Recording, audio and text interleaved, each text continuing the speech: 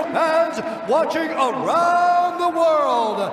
This is the moment you've all been waiting for. Let's get straight into the episode. Yeah, we heading for the sun. Charlie got my high, I ain't tripping for the funds. Yeah, I won't start, I ain't tripping, I'm a stun. Alright, y'all, today's a Monday, and Mondays are for Docs. Thank you for clicking or tapping on that Start Today Spug. Guys, you've read the title of the video, you know who it is already. I'm very happy to be welcoming to the Doxcast for the very first time, Daniel Stojcevski.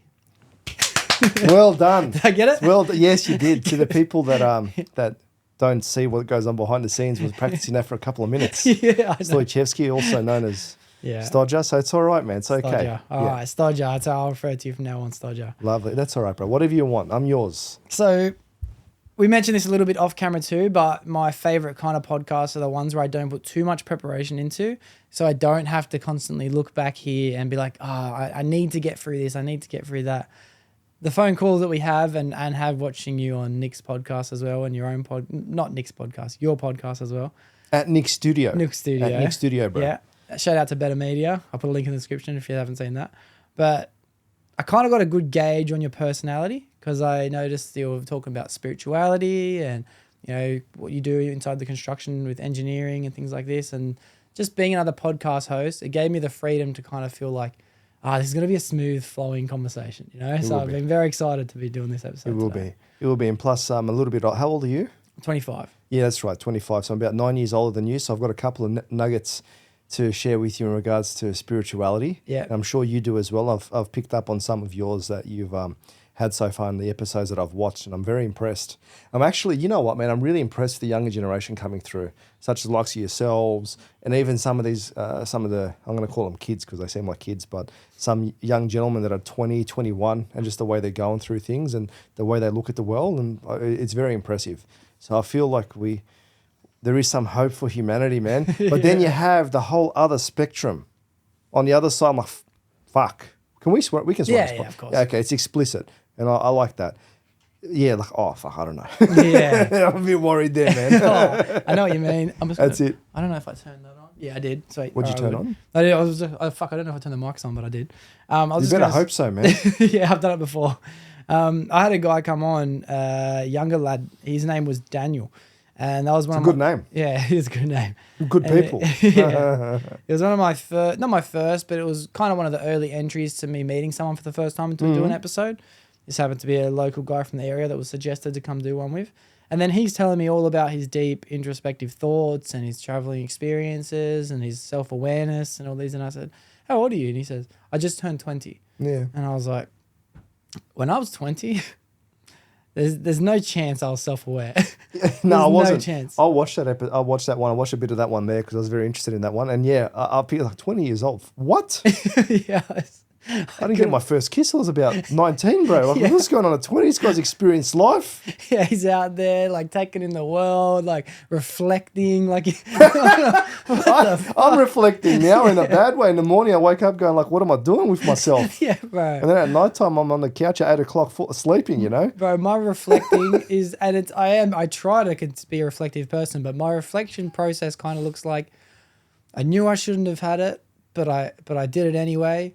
I'll try not to eat KFC one more time. Oh, no, KFC's not good. Yeah. No, I haven't had KFC I'm not going to say, probably about 2 years. Yeah, yeah. I think there was something. No, I had some chicken a year ago. Yeah. And I'm like, no, I don't want to do it. I don't want to do it. No. And then it's like, oh, fuck it. It's all right. And then the monster comes out. Yeah. I've been battling with this food addiction monster for years.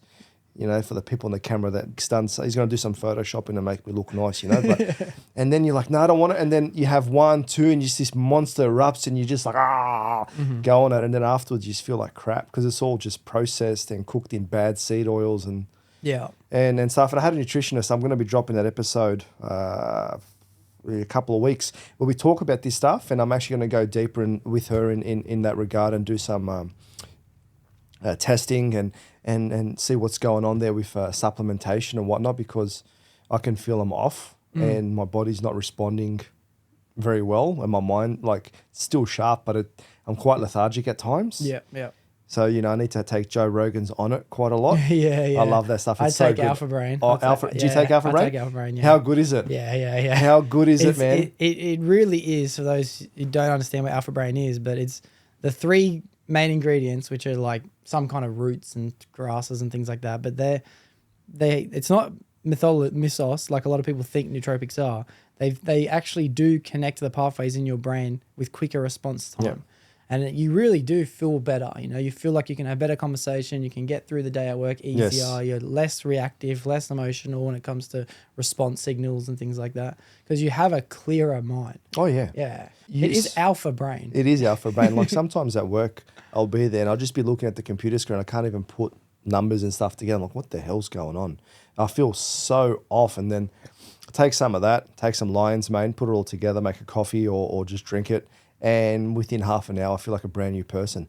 It's truly fantastic. It's expensive, but it's really good for us. So you got to really look at these things. But then it's also supplementation, like what are we deficient in? What can our bodies absorb and stuff? So I'm like, okay, cool. Let's go further down that path and see how it goes, man. Yeah, that's cool. I try to change my lifestyle habits whenever I notice I'm falling off. Lately, I'm back on supplementation. What are you taking?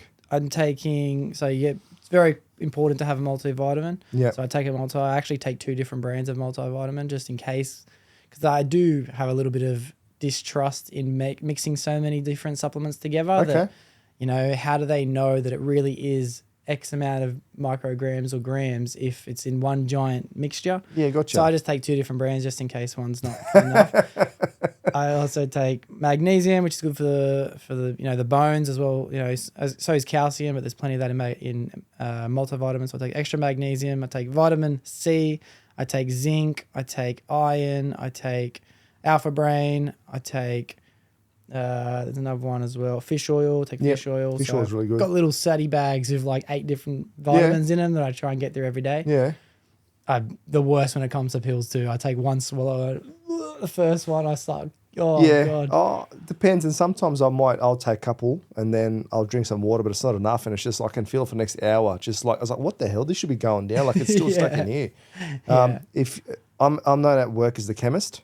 Yeah. I've got a whole supplement store in my drawer. Yeah. And yet I'm still lethargic. So that's what made me go, nah, something's not right. Like, what am I taking? Do I need to take that?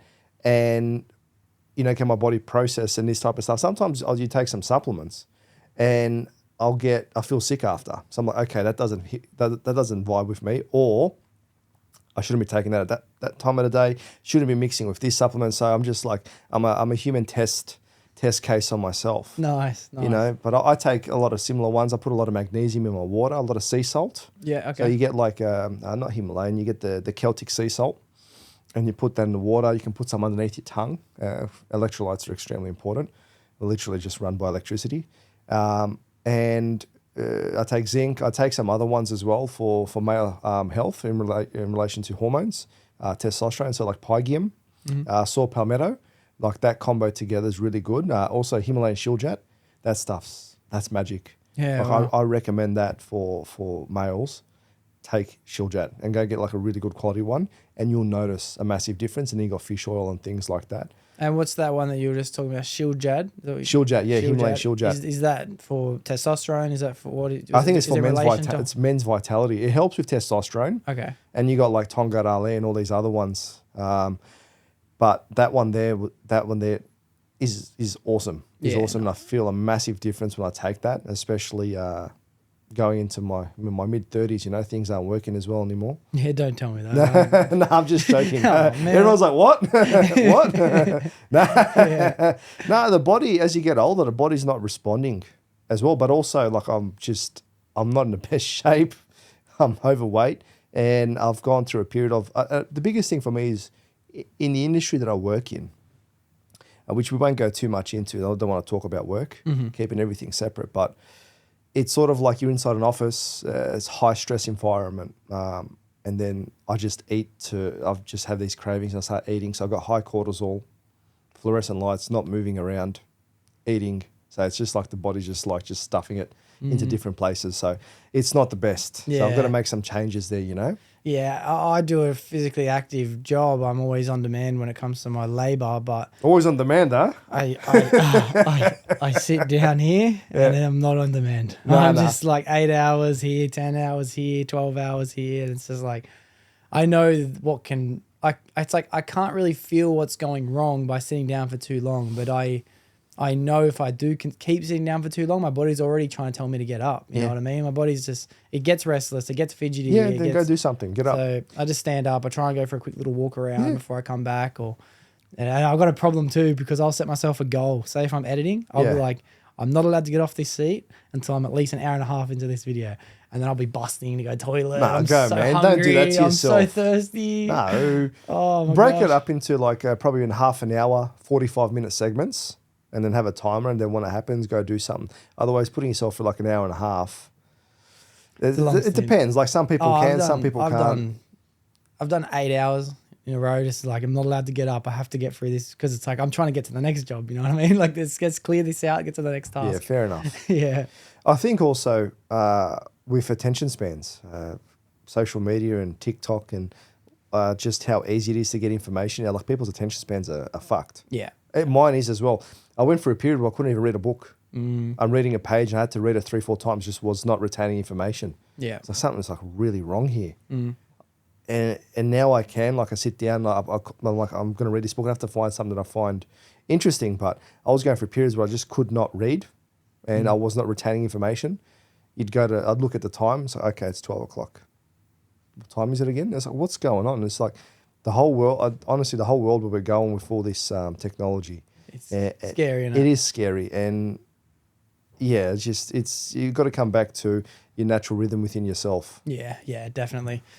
I want to circle back to this nutrition that you're going to come onto the podcast because it actually gives me a bit of circle back method because the next topic I want to talk on is why you started doing the podcast in the first place. So I'm obviously going to put a link in the description for all my mates who haven't checked out yours before. Yeah. And you've only recently been doing it. You know, how many episodes are out now? 4. Yeah, four. The 5th one will drop tomorrow. That's with Kevin. He's a mindset coach. And then the nutritionist is episode number 6, which will drop 2 weeks after. So I've got 4 up there at the moment. So take me back to the first point, and I do get asked this question a lot too, so it's nice to be able to ask it, is where did the idea come from before you started? How long, like, you don't have to know 5 years ago or time, but just like where did the first thought come before starting the podcast? Oh, man, you know what? It was Joe Rogan. And everyone's like, oh, yeah, Joe Rogan. Everyone wants to be a podcast because of Joe Rogan. But it really didn't. I'm talking about this was, let's say 2015. So we're talking about 9 years ago, like a long time ago. And I had a mate. We were really good mates. Okay, so I had this one mate. I still consider him a mate now, but we don't, like, it's all messy. It's not messy, it's just gone separate ways. And he got into sound recording. And he was showing me all the gear and stuff and things that he was doing with that. And then through him, I was like, okay, maybe we can start a podcast or something, like back in those days, like having a chat. Because I love finding out people's stories. I love talking to people and it's like, tell me about yourself. And it's not just so much to get gems or nuggets. It's just literally just relating to someone and getting to know them. It's like, otherwise, what else is there to life, really, if you can't enjoy it with somebody else? Yeah. So it started at that point there. So one day we made, because I was heavily into spirituality and Reiki and whatnot, and we made this one. We made like a promotion video, and he hooked me up, all professional camera, hooked me up to all these like cameras, like the ones that they use in the news channels and newsrooms and stuff. Like, this is awesome. Yeah. And then you could hear the crispness of the sound. So that's when I really started to fall in love with sound. And that's why when you get into a podcast and they've got really good quality mics, and it picks up everything and makes all the difference. And that's when it started. From that point there, and we started coming up with ideas of what we could do. But really at that point, I wasn't at the best in my life. Like, I had a lot of issues going on, a lot of emotional stuff going on where I was living. I wasn't working full time. I was going through, it was quite difficult living in housing commission with my mum and wanting to try to get out of that. But the thing is, I was learning a lot about spirituality with my mentor and the little crew that we have at the time. So through that, that's where it started to like ignite that passion and just watching Joe Rogan. Because I remember the first time I watched one of his episodes on YouTube. YouTube wasn't big back then. It was starting to get big, but it wasn't like it is now. And I'd go on there and I'd see 1,000 fucking episodes. Or I can't even remember what he was up to at that point. It was like, this many episodes. And he talks for 3 hours. Yeah.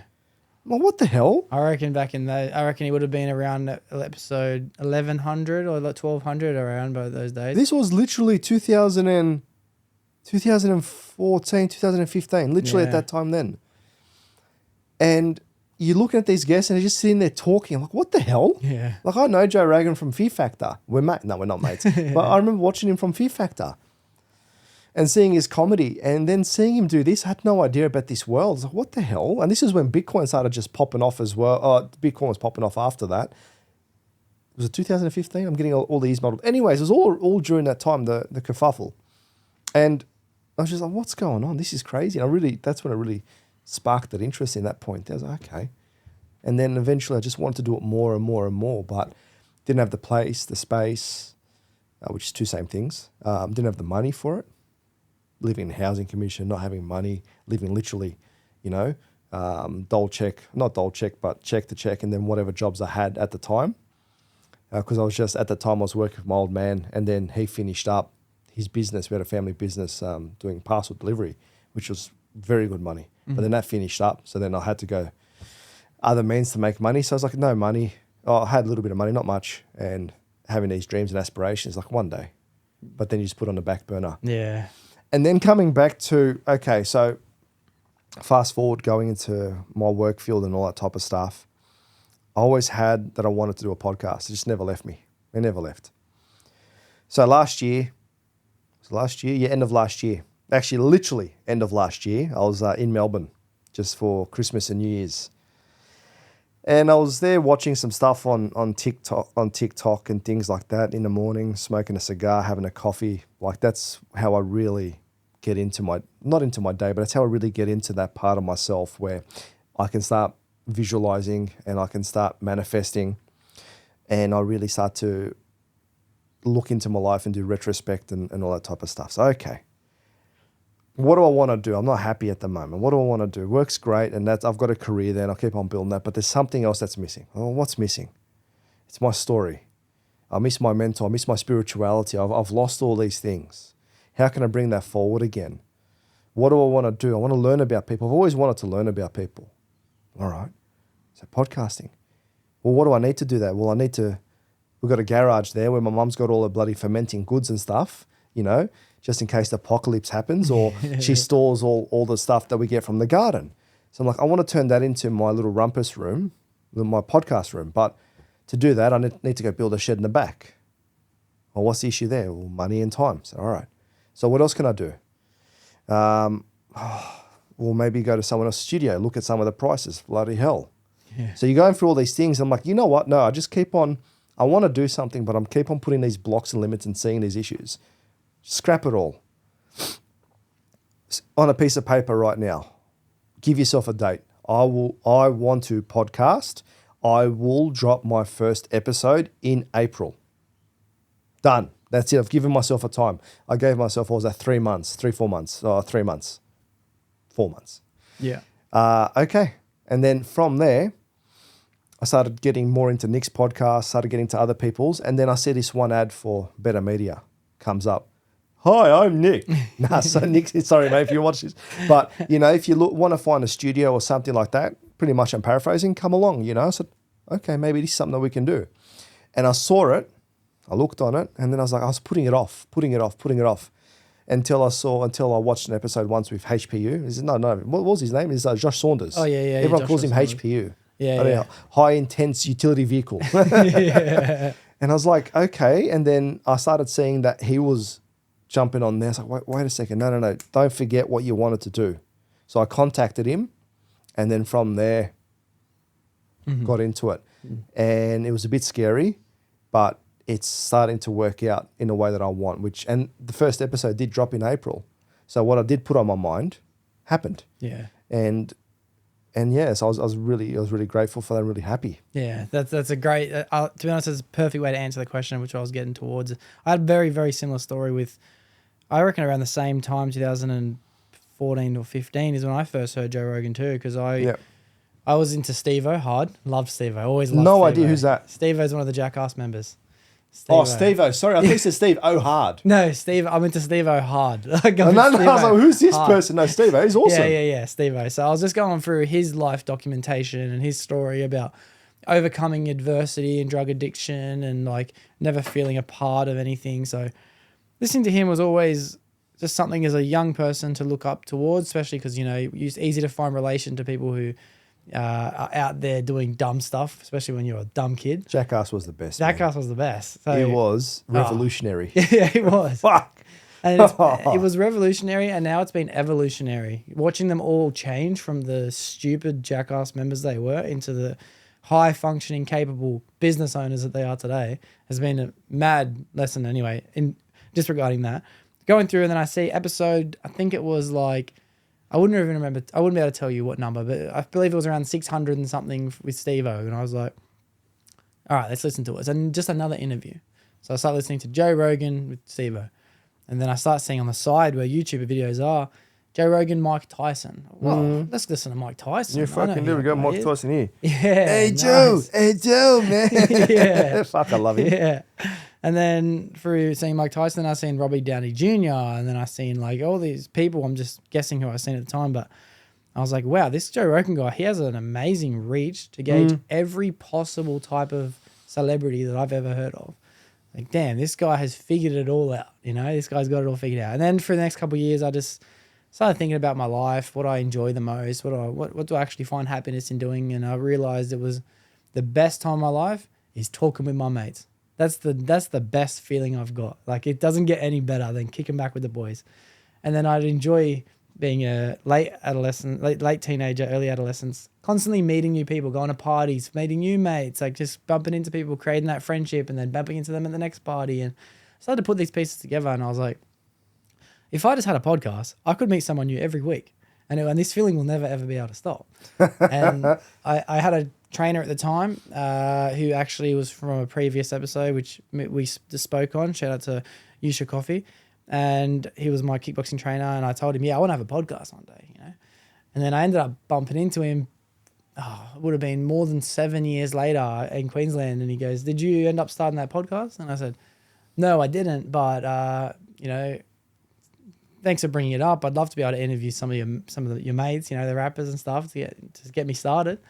And he goes, no, not a chance. If you want to be able to interview these people, you have to start first. You have to put in those practice hours, build the studio, build your reputation, get yourself confident enough. And then once you get to a certain level, they're all going to come anyway. Yeah. And I was like, you're right. All right. I'll go start episode 1. I like that, man. I like that. It was great advice. Great advice. I had to go through a little bit more lessons along the way first, where I was in a toxic relationship. I waited for that to end. We all have them, bro. We all have them. Definitely. So when I finally just made a decision, like I'm getting out of this relationship, I need to start using something else with my time now. Yeah. Let's just start episode 1. So I threw everything out of my bedroom, chucked my bed out. I'll sleep on the couch, whatever. That's all right, bro. Good on you. Turned my bedroom into a studio, did it for 1 year. And then after 1 year, had built this room. Episode 52 was in this room. And then it's just been the same thing ever since. And now I'm starting to understand those lessons I had to learn along the way about practicing, about commitment, you know. I still have to learn those too. Mm-hmm. I've got some guests, before I get into that, and for the people that, a lot of people don't know what this room looks like. This is fucking wicked. Thank you. You walk in here, it's like you walk into heaven. I like it. It's so nice, so bright. It's the same feeling it's a different feeling, but very similar to when I walked into Nick's studio. I said to him, hey, I want to see your studio first before, you know, hand over my cash, you know? Yeah. So I went in there, I was like, nah, I like this. And it's got a different feeling. That one there, really, I feel you can get, really deep, where this one here is really uplifting. So it's a very different dynamic. Yeah. But it's an amazing setup. So honestly, God bless you. You've done a really good job, bro. You've done a really good job. Okay. And this is also an awesome place to crash, like to have a sleep. These couches are so comfy. Yeah, I've slept on here many times. Yeah. So with me, when I was starting to have a chat with some of the guys that I know, some at work and some other people in my personal life, I was like, who am I going to get on and what can I do? And then we started running through ideas. And then one of them is is an ex-football star, which I'm not going to mention his name. Well, you'll see him on the podcast just to keep people a bit, Yeah. They used to play footy back in the day. And I was like, oh, that's what kept me going. So like, who am I going to get? I don't know anyone. I'm going to start doing this podcast. Who am I going to be interviewing? I don't know how this works. So that's what kept me going. I had a couple of people to do 4. And then from there, I was like, okay, I should grow enough and I should be able to find out more. But then as I did my first, second, third episode, I'm like, yeah, I'm not going to get him straight away because I'm still developing my lining of questioning. Watching the videos back when Nick gives them to you and you go to find your reels and whatnot. I keep on hitting the mic, man. Sorry. No, that's fine. That's fine. I've just got a notification. I think Doxcast in... Was I meant to come 11 or 10? 10. It says 11 a.m. What's going on here? I think originally we did go 11 and Yeah. then we changed to 10. It's like, I'm early. Yeah. And you look at the way that you ask questions, you read what you're saying, and I was saying, this, that, and it's sort of like I circle back a lot and I ask the same question twice sometimes, and that's just how I am. I'm like, no, I need to start perfecting this a bit more so that when I get get the guys that have been around the block quite a few times, I can do them justice as well. And I can do myself justice and the people listening to it justice. So that's why the first 4 or 5 episodes I've gotten fantastic people, amazing people on there, but it's also I'm learning. Yeah. And then from that I get the reels and I put them up on TikTok. Oh, TikTok is the Wild West, bro. Yeah. The amount of you get people that just watch, people that like, and then people that just feel they have to comment positive, and then there's ones that comment negative. Yeah. The amount of shit that I got for this one video that got the most views, like 80,000 views, which is a lot for me. Wow, Like, that's a lot. Probably not for other people, like that's rookie numbers. But for me, I'm humble, That's a bro. lot. That's Trust, that's a lot. It's about the one where I was talking about going to Bing Lee. And people are like, what story is this? This is crap. You're a shit storyteller. I'm like, what the fuck, bro? Start replying back, bro. Where's your story? Huh? Bro, you can't do that. Where's your story? No, I say to him, where's your story? And the other guy is like, I don't know, just paraphrase. This doesn't make sense. Oh, my dad, I say to him, my dad's going to be upset with this. So I just started to fucking fire back. I'm like, yeah, nah, I've got to stop. I can't do this. You can't. Trust, bro.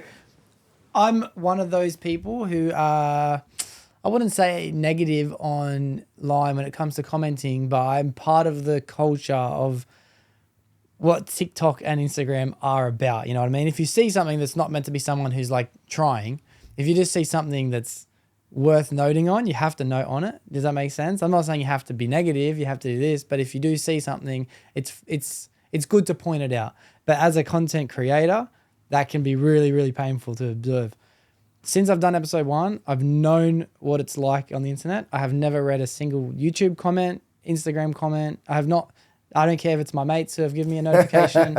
I do not do it. I comment on some of yours, read all positive. Yeah, more. Thank you. I appreciate that. And I give you a thumbs up too. People don't do that. They just watch it and say, It's like, subscribe, thumbs up, like it, support. It does make a massive difference. It does. It does make a massive difference. I want money. Yeah, of course. Of course. But it's also from the point of view of going back and reading comments, negative comments will stand out way more to you than positive comments will. They always will. So it's just a safer game for your own mental journey to not worry about it. Because realistically, if someone has an opinion on me, they've got my number. Otherwise, I'm not really that interested. And if they want to make the effort to reach out and message something nice, then I accept that request. I understand, but what happens if someone's trying to offer me 10 grand? They won't. You don't know. You don't know. You're from Zimbabwe or something, bro. They're trying to get a hold of me. Hey, bro, there's $10,000. We just tracked it and you've won lottery. Oh, bro, please, yeah. Yeah. I promise there will never be anything beneficial that someone can use from comment sections. There will never. You might be able to, if you want to take constructive criticism into account, possibly. But then again, you'll have to come to terms with the fact that you're now basing your life and the content and your creative expression based on how other people are telling you to do it. And then you start to lose the magic that comes from I understand that. For me, I enjoy reading everything at the moment, but I just take it for a grain of salt. Yeah. If you can do that, then you can do that. Because I understand that everyone's got has got a battle, and these negative comments on TikTok, you got some serious battles, bro. Yeah, it's everyone's allowed to have an opinion. Like we're going down a path now with the digital ID bills, and even during the whole COVID debacle and whatnot, people couldn't have an opinion. So now I'm like, no, you're allowed to have an opinion. You're allowed to voice it. Like that's okay. That's really fine. Just don't be disrespectful and aggressive. Even if you are, if I have a means to not be a part of it, I will. But it's okay if you have an opinion. You're allowed to share it. And then if I get 100 comments saying I have no idea what this was about, I'm like, okay, maybe it's my communication style coming across there. But that's okay. I don't have to read the comments for that. I've got people around me that tell me, say, hey, bro, I watched this one here. You talk too much. Or I watched this one here. You're not talking enough. Or I watched this one here. Looks like you're falling asleep. I'm like, okay. So I'm listening to this. I'm like, fair enough. Let's see where we're going from here. Yeah. The biggest thing about myself is I want to keep my podcast authentic. And I'm not there to stage it. I'm not there to structure it. I just purely want it to be authentic because that's who I am. At work, in my life, I was always authentic. And I think some people sometimes find that difficult to deal with, and there's other times people love it. So it just depends who, when, and where. You know, so that's what I'm finding in life there. Definitely. That's my sole purpose of the podcast as well. I want to keep it as authentic as possible, which is why, to be honest, I haven't even ever once said on the podcast, like, comment, and subscribe. I've never said it because it doesn't feel authentic enough. Like I might get to a stage where I start doing that. That's fair enough, bro. But it's just like, I feel like if people want to, they will, like, and I'm okay with that. That's okay. I'm okay with that. It just means that if I feel like I'm not getting enough of it, I have to be the one to constantly change things. But reading the comments, I just can't. To be honest, maybe it's a deep enough issue with myself and I'm just not able to take in criticism. But from looking around and studying the other podcast hosts, I'm a big fan of comedy. I listen to every comedy special that comes out. I listen to all their podcasts. I listen to a lot of celebrities speak on motivation and topics like that. They all say the same thing. I don't read any of my comments. That's fair enough. They just have other people who they pay to do it. Yeah. If they find things that they need, they'll do that. But I'll get like reshares or likes, or if I comment on like a celebrity's thing, then it'll be like, this person liked your thing back, or this person, sent a heart message. And it feels good, but it's like, I also know like, it ain't actually him, right? I know this guy. I watch his stuff. He ain't on his social media. That's all right, man. Yeah. That's all right. So I'm not trying to give it any change to say read the comments or not, but just for me personally, I can't do it. That's fair enough. I enjoy it, but then sometimes it's a bit much, and then I can't bother anymore, and then I go back, and it's okay. But each to their own. The only thing is, if you find that it's affecting you, then don't do it, or start to delve in deeper as to why it's affecting you. But if you want to go into a deeper aspect of it, like a lot of the younger generation, like kids and whatnot, they care about what these comments are saying. And I don't think you can just say to them, hey, don't care. Like, it's difficult. Like, you got to find out what's going on. And people can actually be quite cruel, and they've got this screen in front of them and whatnot. So it's very interesting. Like, some of the comments were getting flagged for anti-bullying on my thing. I'm like, bro, that's not bullying. Bring it on. Yeah. I can take it. I'm all right. Yeah, okay. But that's a great mindset. Yeah. That's how I am. And it's not negativity or people telling me like, oh, I don't think you should do this or this. It's not going to stop me from doing stuff. If I've got my mind set on something or my heart set on something, or I truly believe something, I'll take on board what you said, and then I'll digest it, and then I'll see which way I go. But if I want to do something, then I'll go for it. Nothing's going to stop me. Yeah. So if I get 1,000 people telling me that I'm shit at podcasting and I still want to do it, I'm going to do it.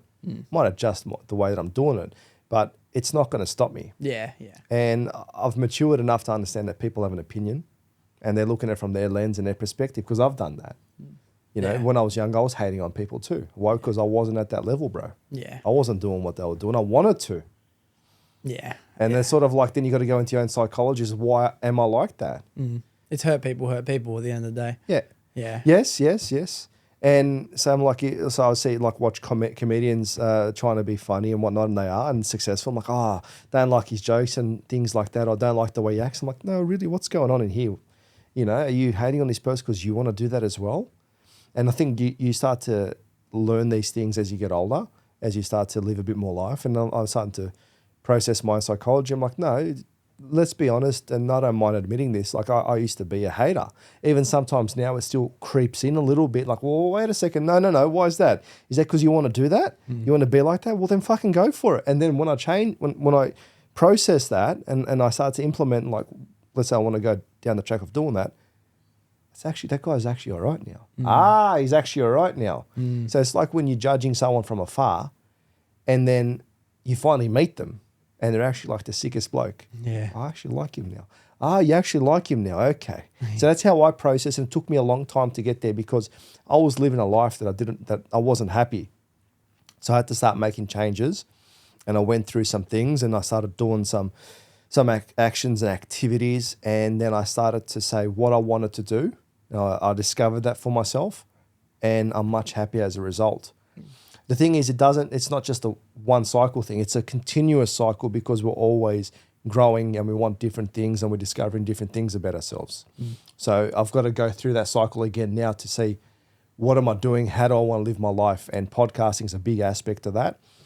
But also my job and what I do there in that aspect, that's also, I really enjoy that. So I've got to see how do they fit together and so they can both grow. Yeah. You know? Yeah. I believe, and I've said it on the podcast a million times, that you don't have to be 100% all in on one thing. Yeah. You just have to be 100% all in while you're doing that one thing. You can have 10 things going at the same time. Of course, man. But when you divide each time into each individual thing, 100%. And the biggest thing about podcasting that I found for myself is that it's like paying a psychologist to sit on a chair and just talk. To already know that is insane. And I'm going and I'm talking and I'm listening to other people. And the guys that I've had on so far, and the one gal, okay, we're all inclusive here. Yeah. It's sort of like I can see aspects of myself in them. And then they're telling me their story, and then it resonates with something that's happened within me. And then I ask him a question. Like I had Huey, Mr. Huey, the tradie coach. Legend Aaron Huey. Yeah. He's a good bloke. He's an Aussie battler. I'll put a link in the description for both of our We're podcasts. fucking putting everyone's links in there, bro. Yeah. That description's, you're going to get maxed out, all right? Yeah. And he's talking about his parents and how they divorced. I'm pretty sure they divorced, and then they didn't talk to each other for a long time. And then he got him to come back, like he had to get him to come to his wedding and whatnot. So I'm just paraphrasing. Please listen to his multiple podcasts. You'll find out his story there. Yeah. Or listen to my version of his podcast. Yeah. And then he's sort of like, I said, okay, I went through something. In my mind, I went through something similar. So, Brad, tell me, how'd you feel when they started talking again? And he was talking, and from that I started to say, I'm like, well, let me tell you what happened with me. And then as I'm talking, I was able to process it. And then I've been, the whole time when I give these little stories, I'm processing things that have happened to me. I'm like, if I start talking about some of the deeper stuff, man, I don't know what's going to happen here. But it's been great because I'm processing those little things and able to find out other people I can relate with, and they're bringing this stuff up. And they're also helping me to remember a lot of things because I've got a lot of stories, but I forgot a lot of them. And so now it's really good to start bringing those things up. Like, I remember that now. Oh, okay. And also these feelings are coming up and these emotions that have been repressed. It's all coming up. So it's the greatest psychology, counseling, whatever you want to call it. It's awesome. I can't believe you've already come to that conclusion because it took me a very long time to realize, probably about 40 episodes, 50 episodes. And then let's just say 40 episodes before I actually had the realization that I wonder why I'm so addicted to making sure I'm getting another episode every week. Like it's something that I will not let happen. It doesn't matter. I've been through the ringer with situations and circumstances and just events that have been in my life where I have to travel over here. I move around a lot for work. Yeah. All these things can happen, and then I might delete an episode by accident just as I'm about to post it, or I didn't press record when I'm and it's like that's the worst. Or I might have people cancel day after day after day, and to the point where it's like, man, I shouldn't have put all my faith in this one person, and then they cancel on the last day, and I have to record. Just like dating, post. bro. Oh, dude. Just like dating. But that still has to come out that night, the episode, and now that's gone. So I have to make some magic happen somehow and just have faith. But I'm addicted to the feeling because I have had therapy every week for 91 weeks in a row. Like that's nice, man. It's been the craziest self-development part of my life. Your eyes are very crystal clear. You're blossoming, bro. You look fantastic. Thank you. But it's amazing too, which you'll notice when you start to go down further and further episodes, is you can look back and reflect on how you were as an individual just 10 episodes ago, Yeah, 10 of course, weeks man. ago. And It's on camera. yeah, you can go back 52 weeks. I see my double chin in there, man. I'm like, I don't like this. I really don't like my guts hanging out. I'm like, whoa, wait a second. Yeah. Mrs. Nutritionist, Dina, I'm not happy with the way I am. He goes, no worries, Daniel, let's sort it out. Yeah. Let's sort it out. All right, let's get onto it. So I'm doing a couple of gene tests, gut biome test, and we'll see where we go from. I did a extensive blood test as well, because I did a full blood test. I love how we're just jumping in. Yeah, This is fine, bro. We're chilling here. I did a full extensive blood test about over a year and a half ago, and I wasn't happy for what I was seeing on there. So I had really low iron levels. My testosterone was normal, but on the lower range and stuff like that. And then I had fatty liver, high cholesterol. So, all right. Did another blood test now, and sort of things are stabilizing, getting better. But I'm taking all these things, going to go see her, make these changes, and go take another blood test again afterwards just to see what's going on, because I've always been very interested in biohacking. Like, as you can see, I do it. No, I don't. And that's why a big thing for that is, okay, I don't want to be lethargic anymore. I want to have I want to be able to communicate. I want to look my best and just stop just living this life as a slob. You know, and I said, like, what do I need to do to change that? So then I start looking at guests that I want to get on, and people that I can, aspire to. Like, I've just started talking to one guy, Mr. Alexander. He's got an interesting story, and I'll tell you something about him in a moment. But he's a bodybuilder. So if I get him on and start talking to him. But they do calisthenics now. I've always been interested in calisthenics, but I can't even hold myself up. You know, so I'm like, okay, so if let's find things that I'm interested in, what these people are doing, and then I can start incorporating this into my life. Because now I'm meeting these people and I'm becoming an acquaintance of theirs, become a friend of theirs, go see them at their studio and these things, and you start building this network, and then it starts becoming a part of your life. At the moment, I don't have any of these things a part of my life. It's just work, home, eat, and it's just like I'm not happy with it. So what can I start doing to change that? In relation to getting guests, it's like there's a dream of like landing a massive guest. Let's say fucking Joe Rogan. Can you come on my cast? Yeah, bro, I'll come on. 2 episodes in, you got someone that's got that many views. It doesn't happen. Yeah. But then what I said to myself was, and it's not a self-limiting belief where I can't attain those bigger guests. I know I can, and eventually I will. But like yourself, I feel that I really want to tell just anyone's story, because you got people that aren't really well known, that aren't up there in the social media world, that have something so important that needs to be told. So let's go find that. So I'm talking to him, and he's a breath work facilitator. So many breath work facilitators at the moment. It's not, I don't think it's a thing, but it's a lot of people coming into it because it's very important. And I just sent him a message. We're talking. I sent him a message. Hey, I want to get you on the pod. And he goes, oh, what? Wow. He goes, I didn't think my story's worthy. Bro.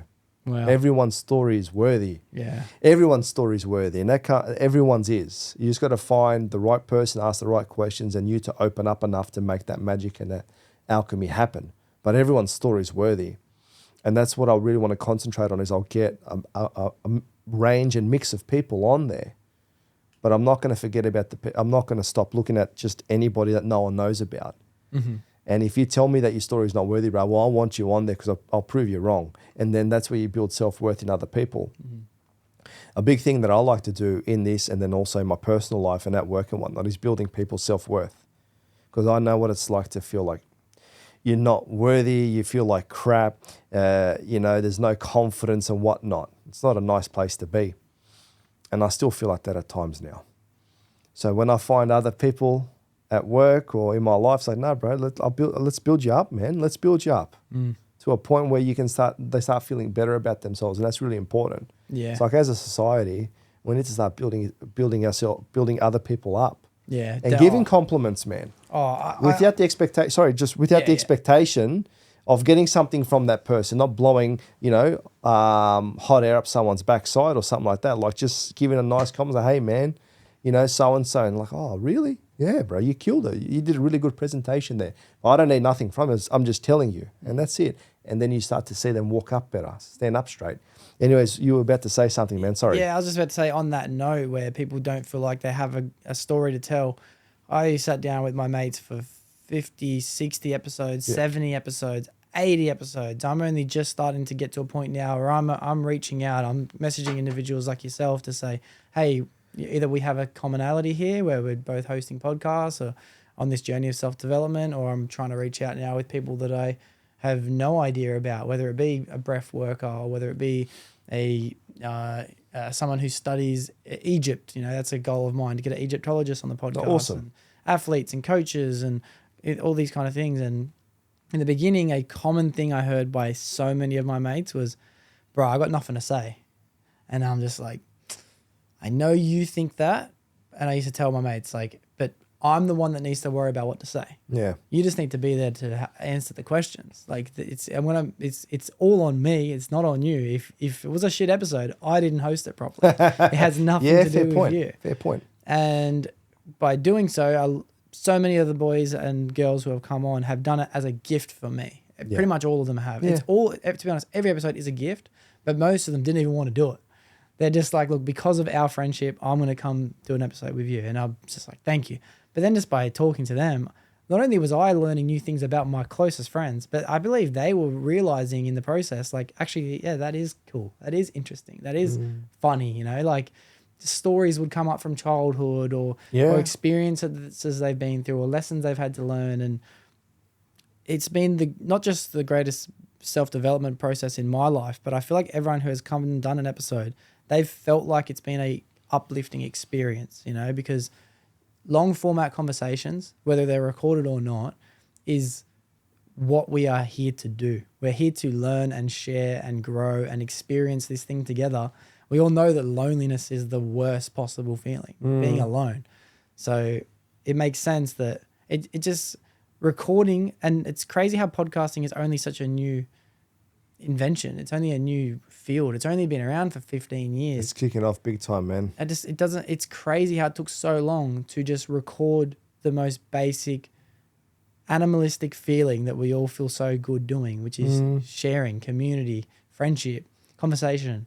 It's crazy that it took so long, but one thing that you'll also notice, and I was going down the point of, you can look back every X amount of episodes and notice how much you've changed, but you will watch yourself write your own story, which is what's so cool about you getting this nutritionist on, and which is what's so cool about you reaching out to people that you actually want to find more information about because it's interesting to you.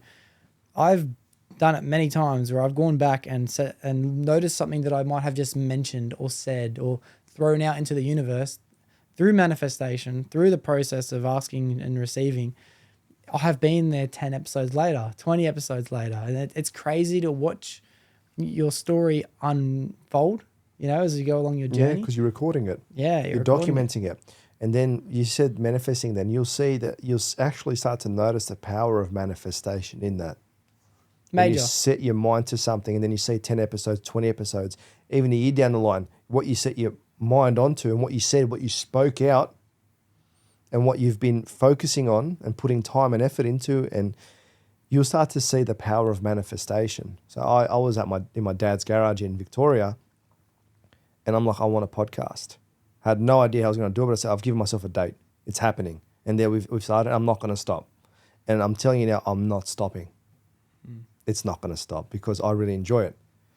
Only if I get paid maybe $15 million by Spotify to take my name from me, then I'll be all right. No, not even then. I don't want to. I enjoy it. But you start to see this and you actually start to see the alchemy of life. But manifestation's a very big one. And all these podcasters and stuff and how they keep on building, getting better and better because they're putting the time and effort into it.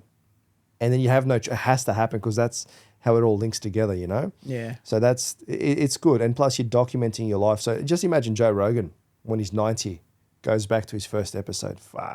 Second, as you start to see that progress and you start to see how your life has changed. Like it's a good way to document stuff. Yeah. And to keep that alive as well. It's a good way to journal as well. Yeah. Do you journal?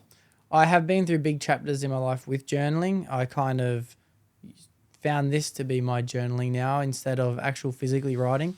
I was going through a journaling for a very long time where it was like I have to do it every day. It's just part of my routine. Yeah. Why? But why did you start journaling for? Where'd that come from? Was it from watching everyone else saying that journaling is a big part of life and that you have to do it? Yeah. 100%. I started doing it because I trusted the input that everyone else was outputting. It was like I've started journaling and it's been a great way to relieve creative expression. But then just through journaling on my own life and just giving it a go, I did start to notice things start to improve. You know, I didn't just journal how my day was, which I did have a very basic day journal. Today was good, work was sweet, came off, saw my mates, you know. But then I had another journal that was like every day it was what I did exactly at the gym. I had the journal. Yeah, fair enough. If each rep was how much that each weight hurt by the time I got to rep 10. And I had another journal that was like, this is exactly what I did at work. I have to remember next time this is 1450, even though the plan says 1400. I need to take a 13 mil spanner with me and just take a 15 with you as well, because sometimes they do put the wrong nuts on when they deliver it from factory. And everything I do throughout the entire day, I document it down. Had another journal for full creative expression. So that would be like, I just dive into what the word religion is. And I'll just start documenting religion, where I think it came from, why we have it. And then another one might be progression. Let's really dive into what the word progression means. And just through journaling like this, I started to notice things get actively better in all aspects of my life. So it really did prove to me what journaling can do. But then I feel like this is just another way of doing it, podcasting. Yeah, that's fine. That's good. I journal quite a lot. I've started getting back into it, but I was extensively journaling. So I've got a safe at home with all my. I've got books. I've got a massive stack of books from when I was 21 till about maybe 27 every single day. Wow. Everything. So I can go back and read them. It's crazy. Wow. And the reason why I just thought of it then was what got me into journaling was heartbreak. Yeah. Yeah. So I was with a chick at the time, broke up, and then what happened was I started to have to process it. So I needed an outlet. So I started to journal. But the thing is, I was also journaling dreams. So I'm a very big dreamer. I see a lot in dreams. My subconscious will process it. And you can say what you okay, I'm just going to say this. Like, you can sometimes have prophetic dreams as well. I can't explain them. I can, but I'm not going to go too much into it. I've got to, I believe people have gifts. But the thing is, I was starting to dream stuff. So I had to just, what the hell? So I started writing it down and try to find meanings to them.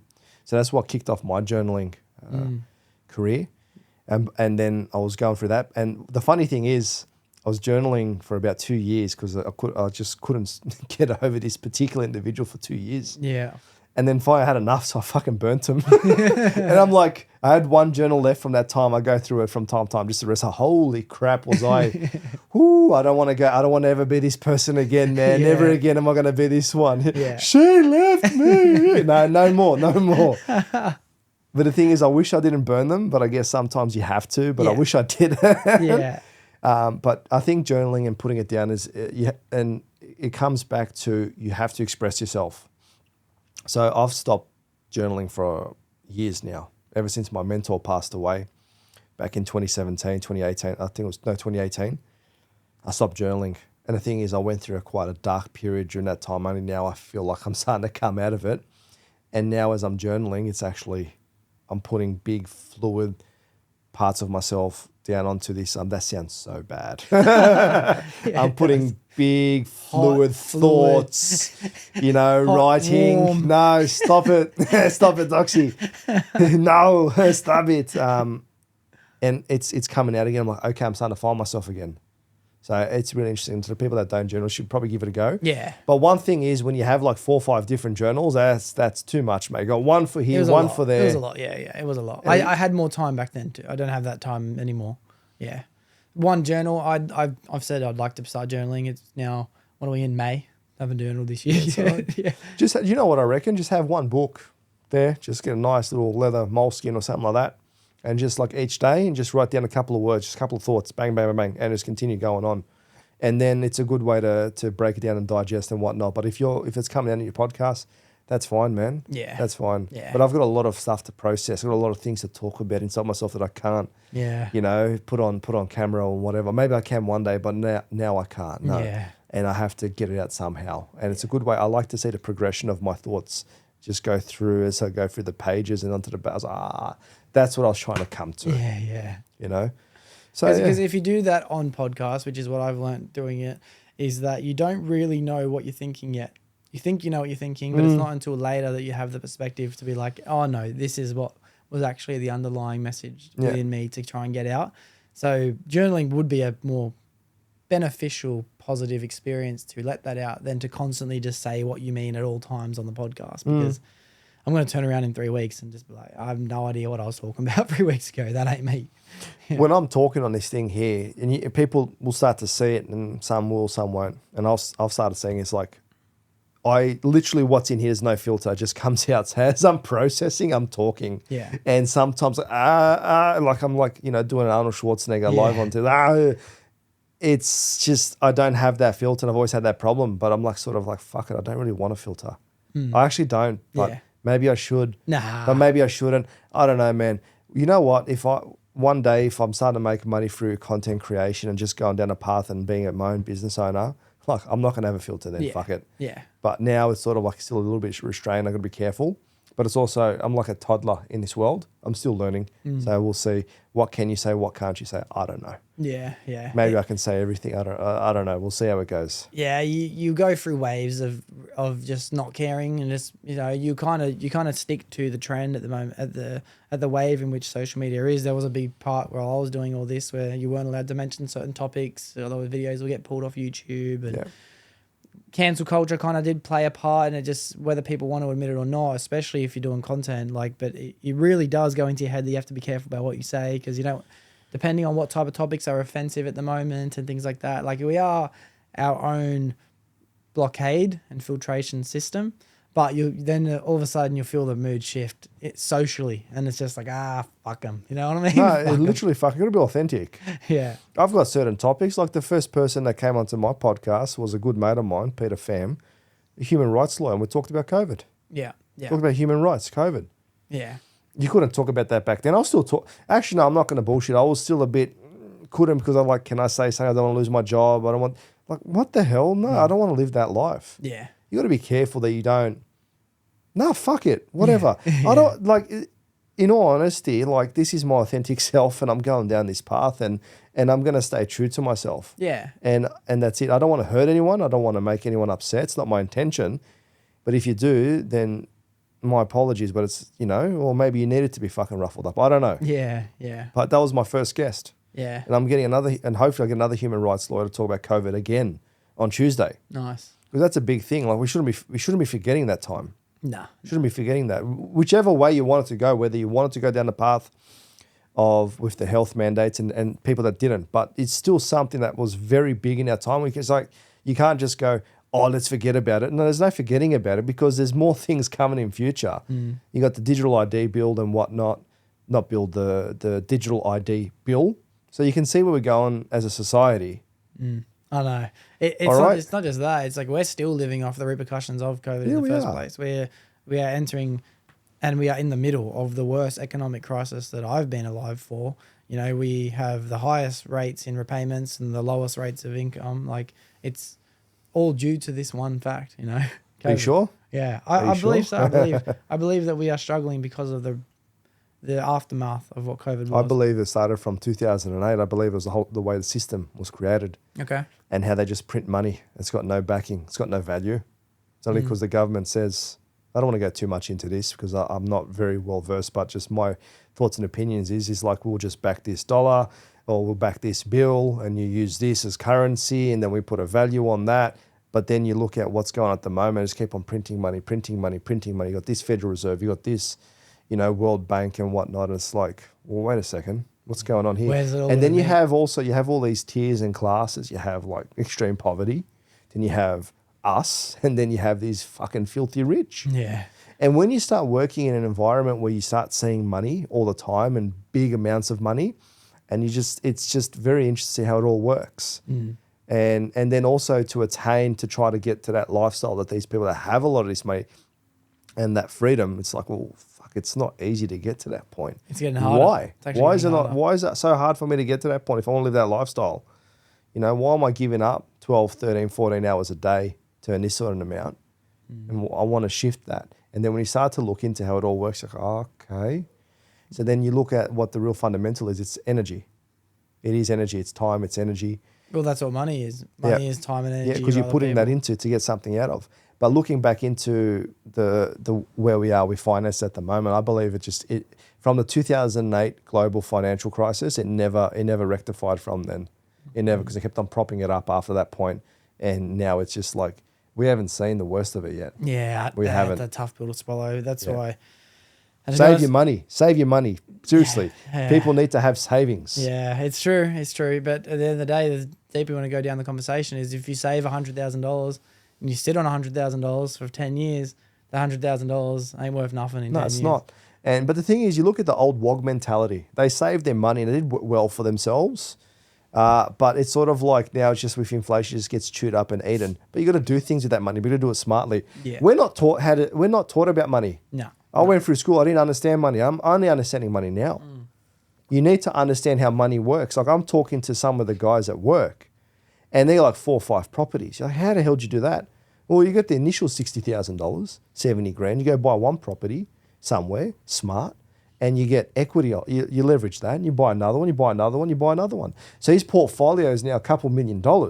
Yeah. But his only initial investment was 60 grand. Mm-hmm. I'm like, bro, I can tell you where I've spent 60 grand in my life, and it's not in property. Right. All right. I can tell you where I So I'm spent like, 60 holy grand a crap, year. holy crap, what? Yeah. And I didn't know this. No one ever taught this. But you got to go, like, where do they teach this? You're probably at the elite schools and whatnot, and the parents that are, big bankers and whatnot in the finance industry, or, have their own businesses. But we were never taught this, and it's a bit of a shame. Yeah.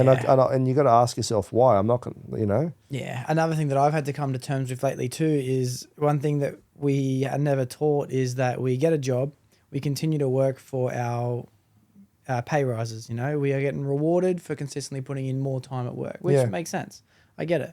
In my relation, it would be to do with trade, going for your apprenticeship, earning a little bit more and more, and you're told the benefits if you stick around that you're going to get rewarded for it. Then you become tradesman. Yeah. Big gap. Yeah, let's go. I'm making real money. You start to look around, you see what other people are earning, you find out what the classes above you are for different levels of time and knowledge put into it. And you're like, right, if I can be, 10 years in the trade, then I can earn up to X amount of dollars.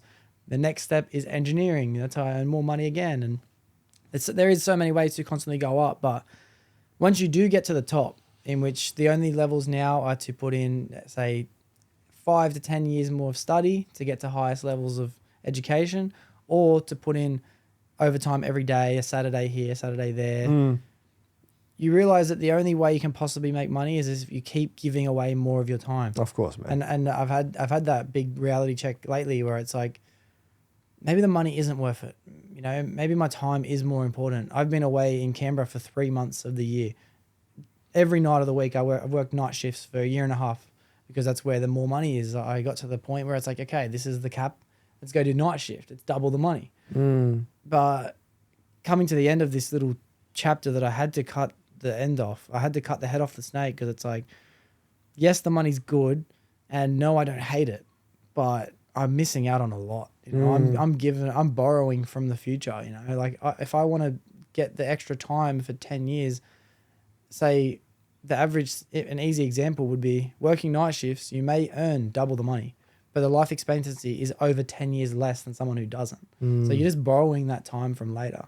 If you don't focus on solely earning more money within your job, you have now got the free time to find other ways to make automotive money. You can set up an online business. You can set up easier examples would be like drop shipping or running an e-commerce or starting an online course and all these things that we are not taught to think outside the box. The only lessons that we've learned along the way are show up, put in the time, and you'll get rewarded for it. Which it does work, and it can, it can help and it does work, yeah.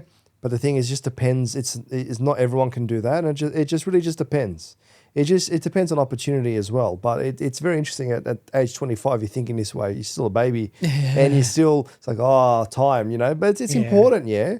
But going on to like all this, but the thing is, I grew up in a time when I was younger, there was no drop shipping, mate. We had floppy disks. You could only store 2.5 megabytes on this on this disk this big. Yeah. Now you got billions of terabytes, bro. Yeah. Billions of terabytes. You got the phones that we had were these ugly phones that, you know, you could only text. And if you bought $30 of credit, you had $30 worth of calls. Yeah. All right. And then you get a bonus. Once a month, you get a bonus where you can talk for a little bit extra. Yeah. Now it's like I pay a bill and I can talk I can leave the phone on. Yeah. Nothing happens. Yeah. You know, so technology's changed so much now. So it's like sort of trying to get out of what our parents were doing, working hard, because that was that back then, and now it's very different. But it's still not easy to drop ship one. I had a look into drop shipping. I was like, yeah, let's do this. Andrew Tate, drop shipping. Yeah, no, not for me. Yeah. With drop shipping, I even got screwed one day, like that hydrogen bottle, the one that Gary Brecker talks about. Mm-hmm. And I saw it was like popping up on Facebook, and he's going, oh, fuck, I want that. Oh, it's on sale. Oh, fuck, I'm so naive. Oh, it's on sale. I'll buy it. I was like, yeah, bought it and everything. It was on sale for like $100. And I saw some other ads, like now it's $90, it's $80. What the fuck? Yeah. And I was watching this thing about dropshipping one night. So I went up to Alibaba and I could have bought one for $30 exactly. Oh, you son of a bitch. Yeah. I got done. Yeah. But it's not for me. But for me, will be other things that I want to get into. Yeah. You know? Well, I find that dropshipping is just an easy example. It's just a way to make money without having to put in the physical time. Of course, bro. Of course, man. But we're not limited to that. But what we are limited to is a limit of information. You know, we only have got the experiences that we've learned, and that's showing up every day, getting your paycheck for showing up every day.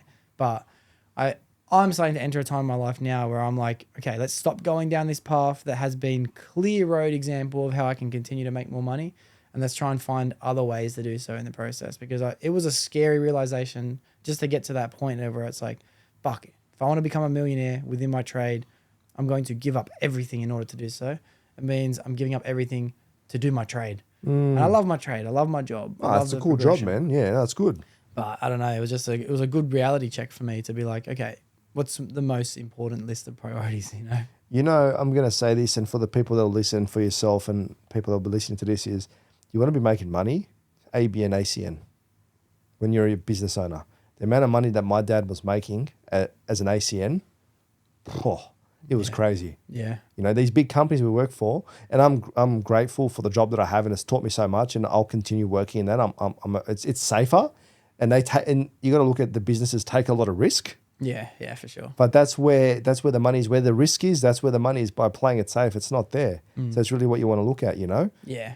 You know, you want to have a podcast that you're filming on an iPhone with some crappy mics, or you're going to splurge. Yeah. But then you also got to ask yourself, working your ass off and spending the time to get the money has helped you to purchase this equipment, yeah? Yeah. So you got to look at that. You got to look at, okay, I've made the money. Where am I going to invest it? What am I investing it in? What am I doing with myself? You've always got to be analyzing and having a look, and that's important. Yeah, I try and keep that perspective as well. I've been grateful to have employment and be able to invest it and set myself up financially to a point of like, at least I feel a bit more comfortable, you know?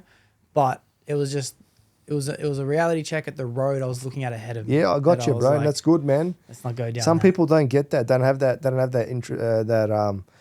They don't see that till later on in life. You know, I don't want to retire when I'm 60, 70. I want to retire sooner. Yeah. And that's the truth. Because that's important. What, 60, 70, what am I going to do? Yeah. You know, with all that money, or living, or having like $1 million in my super, what's that? What's that? I want to have fun and live life before then. It'll be nice to actually have Jeff Bezos' money. You know how many times when I was working at Coles, I would just imagine like a Mark Boris or someone would walk in and they drop like $1 million on the floor, you know, and then just like, oh, kick it over. I can't bother picking that up. Just kick it over to you. Or they just come in and give you a check. Hey, I like you. Here's $1 million. I'm like, fuck. How good would that be? But it hasn't happened yet. But maybe it will happen yet. Yeah, it might be in the comments on TikTok, someone offering me $1 million, you know? Highly doubtful, but you know, optimism. You know, one thing that I really want to do, and I've been assessing my life, I really want to go down the route of comedy. If I was to really look at what makes me happy, it's comedy. Yeah. It's laughing. I think I have that ability, but I'm just a bit shy. But when I'm in a group of friends and it's rolling, man, I come up with some good stuff. I'll pat myself on the back when I'm you know, in those situations.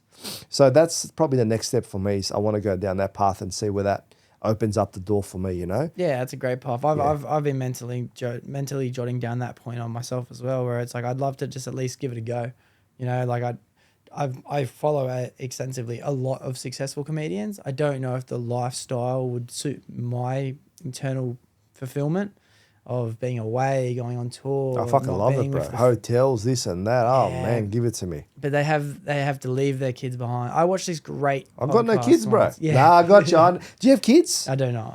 Okay. So, okay, all right. Yeah, but I plan to. And of course, me too. Yeah. 40. Yeah. This guy I know, actually, I worked with this guy once, and I said, "You plan on having kids?" And he goes, "Yeah." I said, "What age?" And he goes, "Oh, I'm not even going to think about kids until I'm at least 42, 43." And I was like, Okay. Yeah, okay. Well, you got a lot of grinding to do. That's pretty cool. Yeah. Interesting, man. We're all people used to have kids earlier in life back in the day, in the 20s stuff. I couldn't even imagine myself when I was 20 having kids. No way. Even now at 34, it's starting to cross my mind. That time I can feel it, but the level of maturity that I had, like, nah. Yeah, I know. But then you got other people that have them when they're younger, so it just depends. Yeah, it does. And when the time's right, but just don't leave it too late. Yeah, of course. But I watched this one podcast with two of my favorite comedians. It was Bert Kreischer and Chris awesome. DeStefano. Yeah. They sat down on the Bertcast, and Chris has just become into the realm now. His hard work's paying off after 8 years, 9 years of just the constant night after night in the local comedy store. He's starting to get his recognition. Now he's selling out shows. He's going on tours, and it's been amazing to watch his journey progress. Yeah. And Bert's been Bert. You know what I mean? Bert's one of the biggest comedians there's ever been. And he's asking him, bro, I'm really struggling to come with this. So I want to know what you've done and how you've best found the time to balance leaving the kids at home while you're going out to try and create the career you want to create. And he starts like getting teary. He's like, I've missed out on the first steps. I've missed out on those moments of, they said their first words and I wasn't there for a week at a time. And then Bert just starts crying. He's like, you miss out. He's like, I didn't meet my daughters and get a connection with them till they were 15. Like I missed out on all of it. And you get one or the other. And I was like, fuck, that was a nice piece of information to note down. Like, yeah, it's that list of priorities again. It is a list of priorities. You really got to look at it, man. I'm not in that position. I don't know how I'd balance that. But really, look, man, I don't even know how to answer that. It's just a fine line. You got to look at it. What do you want to do in life? What's coming up? Kids, you want to go down that path. And you got to balance it, yeah? You got to see what's higher in the list of priorities. And you got to sacrifice something. You always have to sacrifice something. Yeah. There's always going to be a sacrifice, man. Yeah. And some people don't want to go too far because they don't want to sacrifice family time.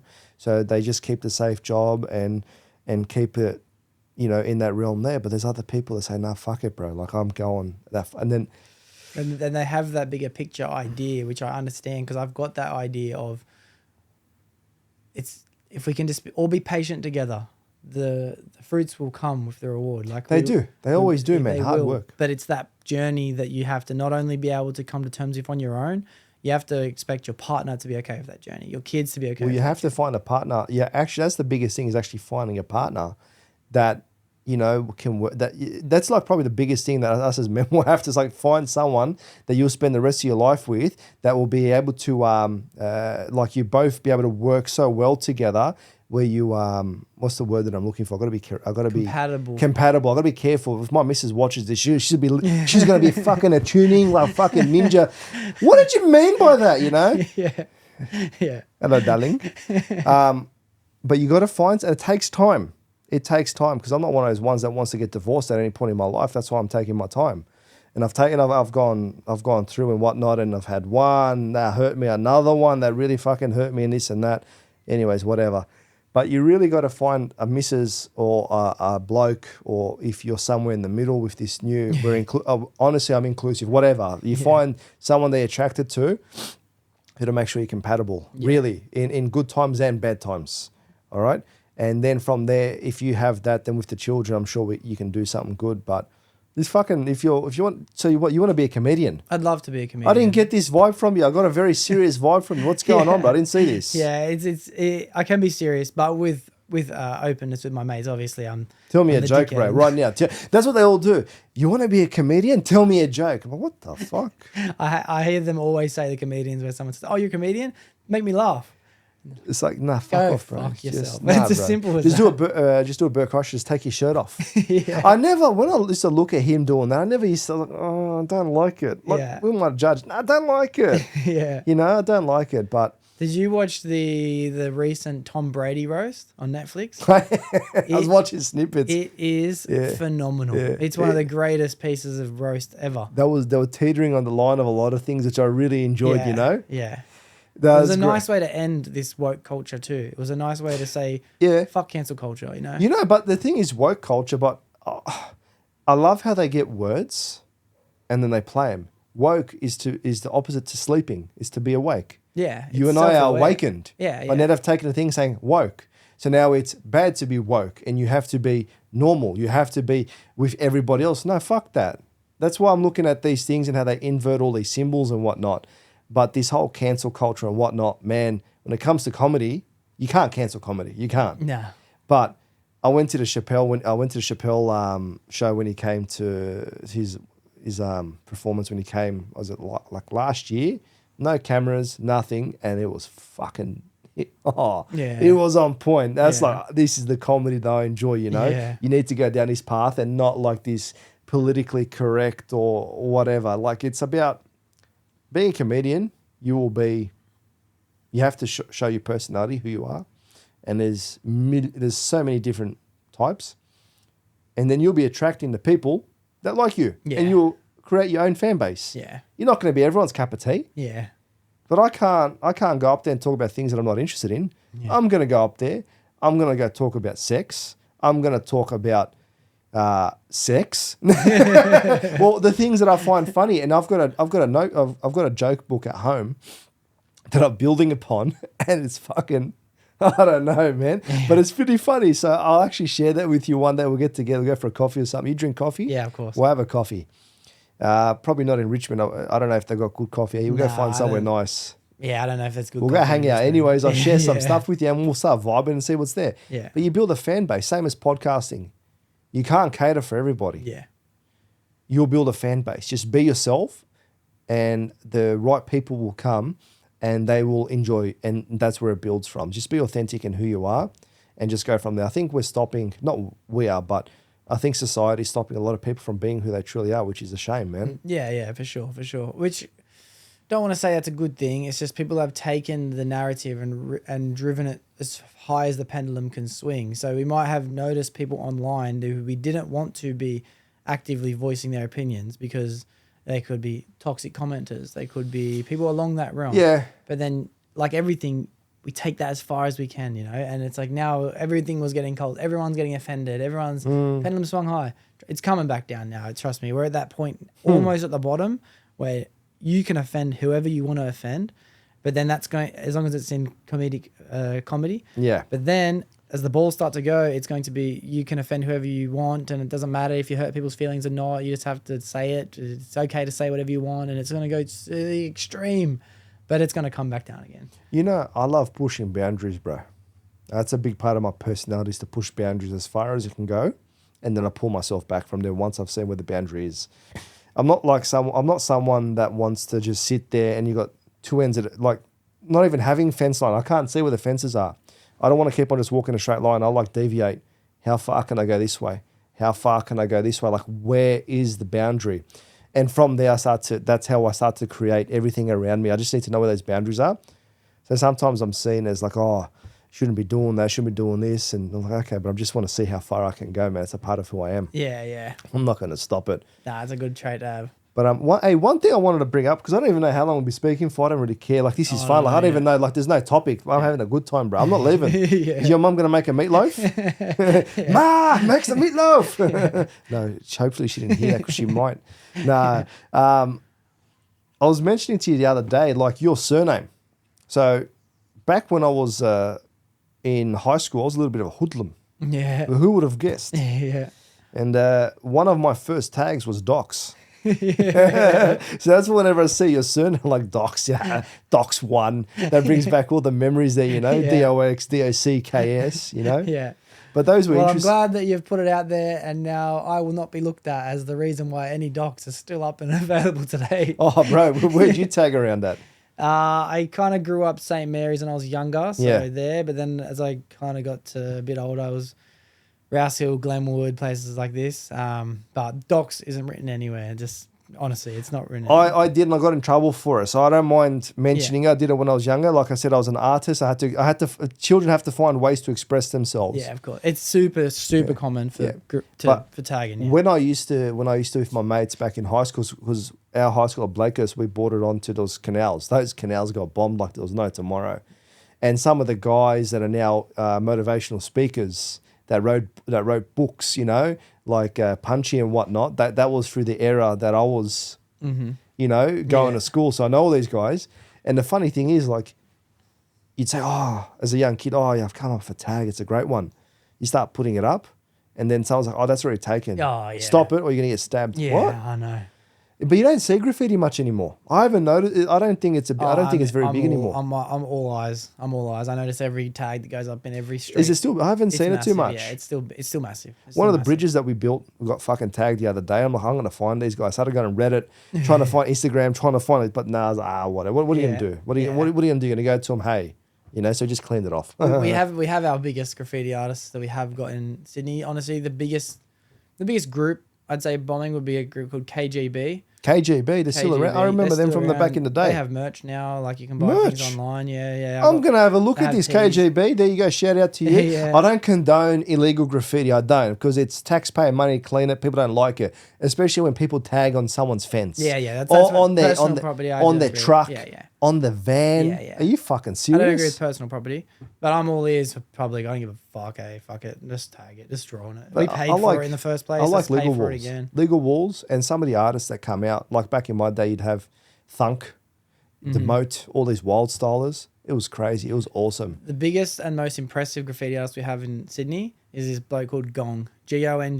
Gonga is his full tag. Gonga. Gonga. He, now that you've heard it, you will see it. All right. He, like driving down motorways, he's always got the biggest ones. He's done pieces on the side of buildings that you think to yourself, how is that possible? Oh, it's scary. I sometimes see on some of the bridges, I can imagine how they got up to like, bro, It's you're always going to gone. die. It's always gone. Yeah. Always gone. He is just. Have you got him on the podcast? Nah, I don't know him. Hey, Gonga, we're manifesting you to come on the cast, mate. We need to talk to you. Yeah. You know, tell us your secrets. Yeah, even belly up, dude. I don't care. Like, just it'd be awesome. But yeah, That's I see his actually- pieces every. You know, I didn't hear that terminology for wearing a balaclava until recently, where someone was talking to me about guns and whatnot. I was like, yeah, just wear this guy was wearing a bally. I'm like, what the fuck is that? It's balaclava. Like, oh, balaclava. I don't know. I'm a bit old school when it comes to these terminologies. Yeah. Like, bally, oh, okay. Belly up, yeah, belly up. Yeah, Fucking- it makes no sense because the balaclava goes down. I don't know, man. Belly up. But I just wanted to mention that with you about the Doxcast, about being one of my first tags was Dox. You know, so it's a very interesting time.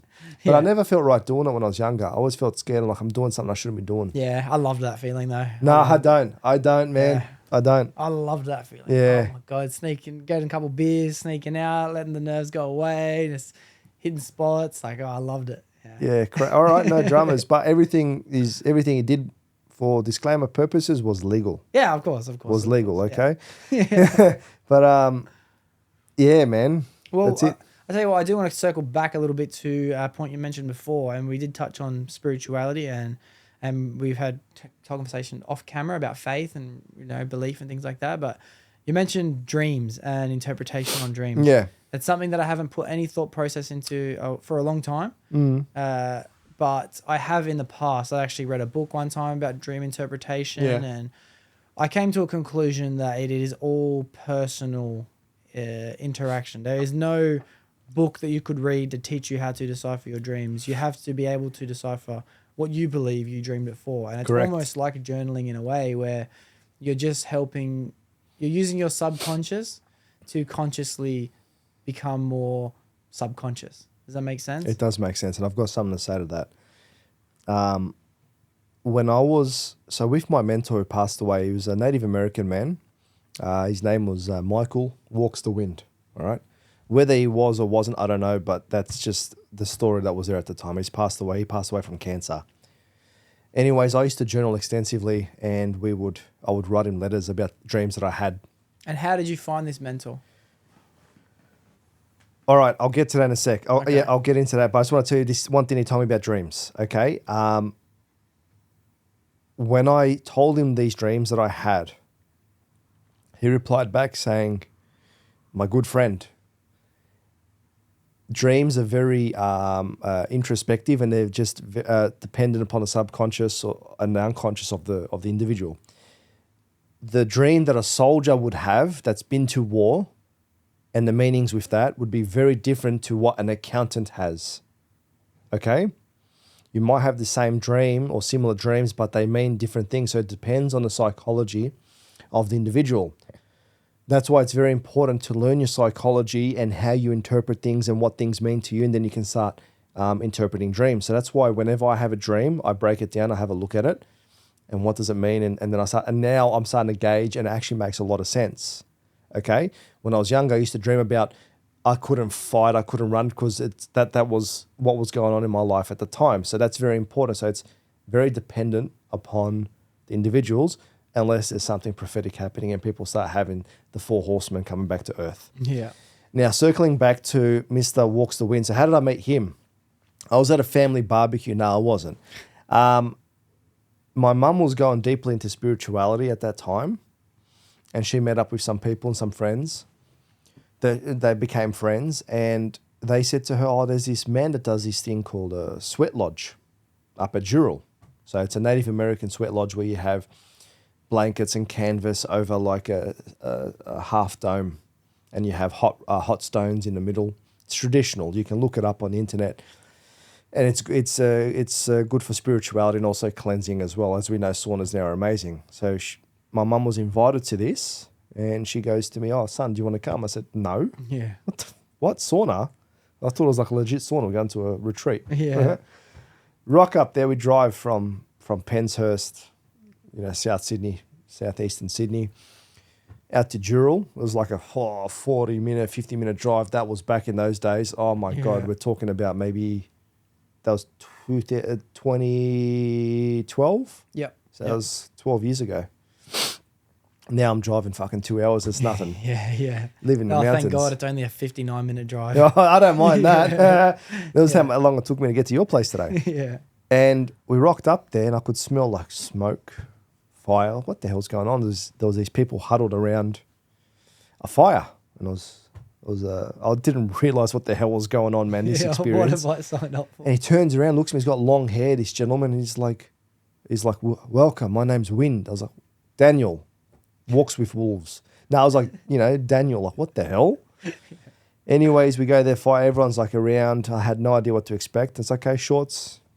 Gentlemen, take your shirts off. Getting into the lodge, and we went in there. The hot stones, they come in, and you close it, and then you pour water on it at different intervals, and you do like 4 rounds. So it's deeply. There's a lot of earth elements. It's very naturistic. It's their church pretty much. It's the whole aspect of it in shamanism, but also Native American lifestyle, and going back into ancient civilization lifestyles. And I thought I was going to die in that lodge. It was so hot. I just got I just cracked open a little bit underneath the thing, and I was putting one finger out just to get cool. It was getting about 70, 80 degrees inside there. Yeah. It was hot, man. And he's just there banging on the drum, singing. And in my mind, I'm like, what? Like, how long does this song go for, bro? Yeah. What's going on here? This is crazy. Like, man, and then it's like people call for prayers. So this is where I started to learn a lot about human nature and learn a lot about, like, just in general about life. And then like you'd call out for prayer. So this is a prayer, this is manifestation. So you start to learn all these little tools, and people would pray. But then sometimes some people would pray for too long, and in my mind, like, oh, come on, here we go. So I'm just like there trying to survive. I thought I was going to die. Yeah. And then the lodge finally finished, and then we got out, and we shared watermelon, and then we went home, and I never stopped doing it for the next 5-6 years until he passed away from that point. And my life, that's where I learned a lot about what was going on in my life, and a lot of seeking. And he was just a great mentor. That's why it's really good to find a mentor. We need mentors. We need people that we can look up to in life, that have been through the hard yards and they can teach you. So that's, everyone goes into that stage. Like myself at 34, getting older, you start to find people that are younger than you, they'll look up to you, and that you will share your knowledge with to help them. And the whole thing is to always help the younger generations to build up so that we can always be better. And it was fantastic, man. Like honestly, for me to talk about everything I experienced there, this is going to honestly be a 6-7 hour podcast. Like there's so much, like there was ceremonies that we went through, there was healings that we went through and done. And one thing that he never did was he never bashed on another religion. He was very, what's the word? He was very accepting and very loving of all religions, Islam, Christianity, anything. Especially the door-knocking Mormons. He loves them and calls them in and starts talking about Jesus. Yeah. Because he was a very intellectual person as well, and very well read and spoken. And we did quite a few ceremonies together. Some of those ceremonies that really helped me in my life through them was like a thing called Vision Quest, where you'd go up onto, you'd go into the bush, up onto like a hilltop, mountaintop, and you're seeking in life. And that's usually like a good time is when boys want to become men. You'd go and you'd start going through some type of hardship in that. And I did it twice, and you'd go and there's no water except because he didn't want us to like die. So he just to give us a little bit of water, but no food. So I went 4 days on the second one with no food. Wow. That's Fuck, nothing, bro. That's sick. nothing. I don't advise this. I'm loving this to keep going, but I don't advise this for anyone to do this without any type of like, go see a GP. That's all, just to protect ourselves. But there's so much. I've heard stories of people doing 7 days, no water. yeah, wow. No water. You're like, you die after 3, don't you? Yeah. These guys are doing 7 days. Wow. Shivering cold, rain out there. So that's when spirituality and faith takes over and you go somewhere else. So anyways, the first one that I did was like a baby one, 2 nights, 2 days, no food, a little bit of water. I was in a tent, like little fucking, no, it wasn't a tent, it was a mosquito net, and like you have a tarp over you, but you're in this circle. You can't leave for 2 days. It's not normal, is it? Yeah, it's very different from my life. That's so different than 99.9%. Yeah, of and you life. go inside here and you start to think, okay, I haven't had a coffee. Starting to get a headache. I miss coffee. Oh, I really love coffee. I appreciate coffee. Thank you. I miss my mum's cooking. Oh, man, I've been a bad son. Oh, I've done some shit. I'm sorry. So you start to go through these things and you start to empty your cup. That's why you're not drinking as much water. There's a whole purpose to it. There's a couple of songs that are taught. There's a way that you go about it, and you're really just sitting in there with yourself and God. There's nothing else to look at it. Then you might get, the whole thing is you want to be getting towards a vision. Like you're crying for a vision so you can see your path in life. That's the way that I understood it. And then you'd write a journal out and things that are coming up, dreams. I had some vivid fucking dreams in those ones. The birds are coming. Like you start to have a bit of interaction. And then he came on my first one. He came on the second day with an ice box with juice. He goes, I'm going to tempt you. I'm like, just give it here, bro. No, just give it here. All right. It's all right. I'm okay with this. Yeah. Anyways, gave him back my journal after I did it the first time, and he came back with some, I'll share it with you off camera, but I'll share these things with you. And I know you'll really enjoy it. Like just some introspect there and some things about life. And I'm like, holy fuck. Yeah. This man knows me more than I know myself. Wow. He was able to tell me things about me just from meeting me the first time and telling me things that have happened, or like he was a very gifted man. And he'd tell me something, and I was like, how do you know about that? I don't know. A little birdie told me. All right. So is literally like a not, I won't say a father figure. It doesn't replace my dad, but he was a brother figure, as an uncle. Such a loving man. And then when I went for my second one, so I did my second one this is when I wanted to find a job so I could finally go full-time working. And I was struggling, and I was in housing commission and my neighbours, they were surly. They were just beating up on each other, yelling, domestic violence. I'm like, I can't live here with my mum. This is disgusting.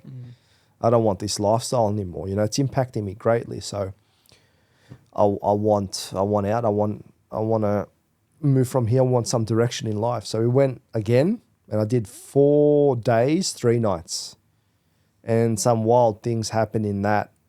And again, weird dreams, a little bit of water, not much, but it was quite difficult. And I didn't make it the 4th night because he said something to me which is stuck with me. He tapped me on the shoulder when he came to see me because he comes in and checks it. Sorry, I keep on hitting the mic. Yeah, that's fine. And he goes to me, my brother, just want to let you know, you got nothing to prove. You got nothing left to prove. You don't have to prove anything to anybody else. And a bit of a reason why I went on that vision quest was to prove to the others that I could do it. I wanted to fit in with them. I wanted as a confidence thing. I had no confidence, and I wanted to show that I was a part of the group. And when he said that to me, he goes, "You got nothing left to prove. You've done it." And it sat with it, and I was like, "Oh wow, all right, I think I'm done." And then sort of like from there, I came down. And the funny thing is, I lost my way getting back because you're in the middle of the bush about a kilometre out, and there's this little bird. I was just watching. It was always with me for the 3 days. And I got lost, and I just looked at it, and it's looking at me, and it's flying around. And I said, "Okay, maybe you can show me how to get out of here." So it started flying in front of me. I just followed it all the way out back to camp. Yeah, wow. You know, so there's some magical things that happen there. But one of the greatest things that I got out of that one, other than the message that you have nothing to prove, I think it is sometimes you need to prove things to yourself in life and that you can do stuff, but you have nothing. I don't have to prove myself to anyone. Okay. It's while I was there, I was paying attention to the ants on the ground and the way that they move. And when you see an ant has purpose. It has a mission, it has purpose to serve the greater nest, the queen. That's all it does, man. It goes out, it's got something to do, comes back, it's bringing something in. And every time it's moving, it's doing something, whether it's dragging another ant that does, against its will back to the nest for food, or it's taking a rock out. There's a purpose, and it's just, they've got something to do. They've always serving a purpose of the greater good. And I was just watching them the whole time, just writing notes, just saying, these ants, man, they're captivating. And then when he gave me back my notes, so out of all the visions and things that I thought I saw, which he commented on, the most amount of information that he wrote back to me was based on the ants. And one thing that he said, and this is a gem, and I believe this will be a gem for people, is that an ant will go through its life digging around, okay, looking for food or creating caverns for the nest, doesn't matter. 99% of the time, it's just digging around sand and dirt and whatnot, you know. But every now and then, you'll find a little diamond, you'll find a little sapphire, you find a bit of gold. And that's the most important part is keep on going, don't expect it all the time, but it'll come from time to time. And that's when you start to build your treasure. So you got to keep on going for it, and it'll keep on coming to you. So don't stop, okay? And be patient. The biggest part of of ant medicine is patience. Another thing with ant medicine is that they make rattles with stones that the ants bring up from the earth, and they bring them out of the nest so they can continue digging. So what they do is you will sit there at this ant nest, and depending on how baller or how gangster you want to be depends on which ants you're going to sit there with. Was it sugar ants or is it fucking bull ants? Bull ants, man. Like, people sit there next to bull ant nests, and that's when you really start to hone in on yourself and calm yourself. And what they do is you have to pick a certain amount of number. I think it's 144 or 444 stones to make a medicine rattle. Thing is, you'll pick them, and then you're picking them, and you're picking them, and if you get bitten, you got to put them all back. So sometimes you get to the last one. You're about to get the last one, and you get bit. And then in that moment, it's like you can say, put it in, but it's not real. Put it back, man. Do it again. And that's how you build medicine, and that's patience. And that's the big game for a lot of us is patience. We want everything now. TikTok, we want information now, how to get $1 million now. You can't. Nick Kyrgios, for example, He's making money now, but fucking how much effort did he put into it? Okay? Joe Rogan podcast, huge, $100 million deal. How much effort did he put in, bro? Like I was saying to you before, like, you know, you're saying your podcast isn't big. In my eyes, it's big because I've just started. But the thing is, you're starting with your podcast, which you got to build. Something else comes after. Or you build a brand. Takes time, put blood, sweat, and tears, bro. Everything goes in. Energy. And then that's when it takes off after. It doesn't just happen like that, man. And if it happens like that, you don't appreciate it. You would burn it just like that. And that's probably the biggest thing for myself is I've always wanted money and these things, but it's sort of like, I know my personality, I'd spend it. I'd lose it. It's now going through work and being an engineer and being in that corporate structure and whatnot, seeing that you have to pay bills. Like I always wanted a house. But fuck, there's so many bills to upkeep a house, man. So the thing is, I'll get a really good paycheck. I could blow it on all these other things, like if my personality on, you know, sex, drugs, and rock and roll, or I've got to start putting it towards a family home and building that. So what I'm saying is it just takes time and you got to learn. And you know what? It's all divine as well, bro. There's a bigger divine power out there. Call it God, creator. It doesn't matter. There's that energy, that intelligence out there that's created all this. And that's divine. And there's a path for everybody. And we're gently guided through life. You just got to listen to it. But we're not taught how to listen to it. We forget that. It gets beaten out of us through life. And one thing is I remember now is when I was looking a way to explain it, one good way that I came up was with, let's say life is a river. And then things will happen to us through that life. Like that's when you connect to the source. And for the smart people out there, that's also money, energy, wealth, bank, riverbank. Okay, that's for you guys there. But let's go back to energy. So you connect to the source. As a baby, you are the most pure.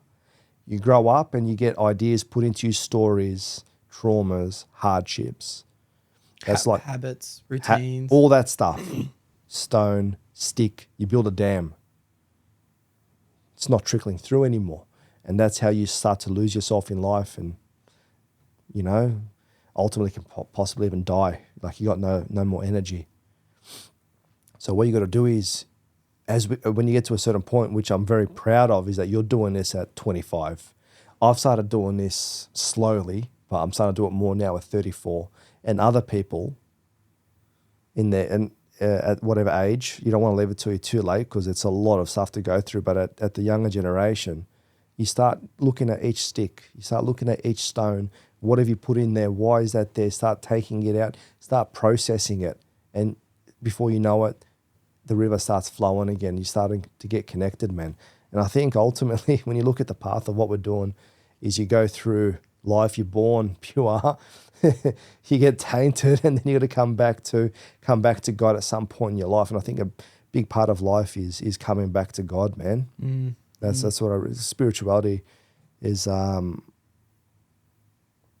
lot of people have lost themselves. You don't have to believe in God. Don't have to, because I think in a way religion, some being very restrictive religions, has put probably a bad taste in people's mouths because they want to be free, or you can't tell me how to think and whatnot. But just put that aside for a moment. Just believe in a higher power, because there's something divine. It's not just a big bang and we came from apes. I don't believe that. That was just all by chance. So really, people just got to find something. It's in here. It's in your heart. And when you start looking for it enough and open yourself up, you'll see it, man. Like I said before, we're guided. We're guided through life. People will pop in at random times and random things will happen. Synchronicities, they're all around us. You meet people, you meet the guy in the sauna that tells you, don't do steroids, bro. Yeah. That happens. Yeah. Because it's sort of like, no, Nick, don't go. Doxy, don't go down that path. I'm going to send someone to you. So when you open up to these synchronicities, you see how your life transforms and these opportunities come in. And you can believe in angels, you can believe in spirits, you can believe in whatever you want, just something to help you go through. But ultimately there is a God, man. And for me, I believe in a wider God. I believe I'm Orthodox. I'm Christian Orthodox. I was christened as a child. I wear the cross, and I believe in Jesus. Do I believe that whole story that's taught to us? No, I don't. I have not my own version of events. I wasn't there. Yeah. But I've put some things together that I believe it helps me, but it still encompasses through Christianity and whatnot. And I'm very respectful of all the other religions out there, man.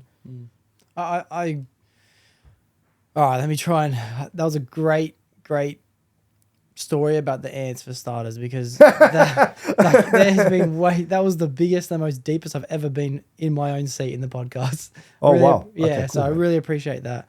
The overall message on there being a higher power, I really resonated when you said it's the rules and regulations within religion that a lot of people get pushed away from, which I think is an important thing to note down for anyone listening, because it's something that I did for a lot of my life. It's being told what you can and you can't do, that through years of experience in your life, you realize that everyone's lying to you all the time. My parents are going to lie to me. Santa Claus isn't real. Sorry for everyone who didn't know yet. My teachers are going to lie to me because I'm not following the routine and the structure that they've told me to go down. To be honest, I lie to myself. Like, it's easy to look at a list of rules and regulations and be like, okay, you're lying to me about how I should be living my life. This is my experience. I'm not concerned about pleasing a God if I decide to indulge in lust. All right. It's like, well, this is my life. If I don't indulge in lust, why do I have to worry about what God thinks? What I've noticed lately is that if you want to look at it metaphorically, which is the way I'm doing, God is another way to describe an all-knowing, all-powerful, all-conscious being, but it's another way of saying your true desire. You know, if you do fall off the rules and lists and regulations that the Gospels tell you to do, you're only hurting your own life. Yeah. You're not offending God. God doesn't need you to listen to him for his sake. You need to listen to the rules for your own life. Yeah. And it doesn't matter which ones you choose to follow. It's just whatever one has been put in your life at what certain point. People who are born in the Middle East might not have the structure and routine of the Catholic Church, but they have got their gospel, they have got their Quran, they have got this. You have the people who are born in, let's just say, deep Indonesia, who don't know the book of Mormonism, but they have grown up in Hinduism. That is their list of Or rules. even at Thailand with Buddhism. Yeah, exactly. We should get into Thailand a little bit. Yeah. It's not that you're offending God by choosing to say, I want to rebel. You're only hurting your own life. We all have and I've been thinking about this a lot over the last week, is that we are told that God is there to guide you through your life, and we have the free will to choose whether we listen or not, which to me is that gut feeling that we get when we know we're going to do something wrong and we decide to do it anyway.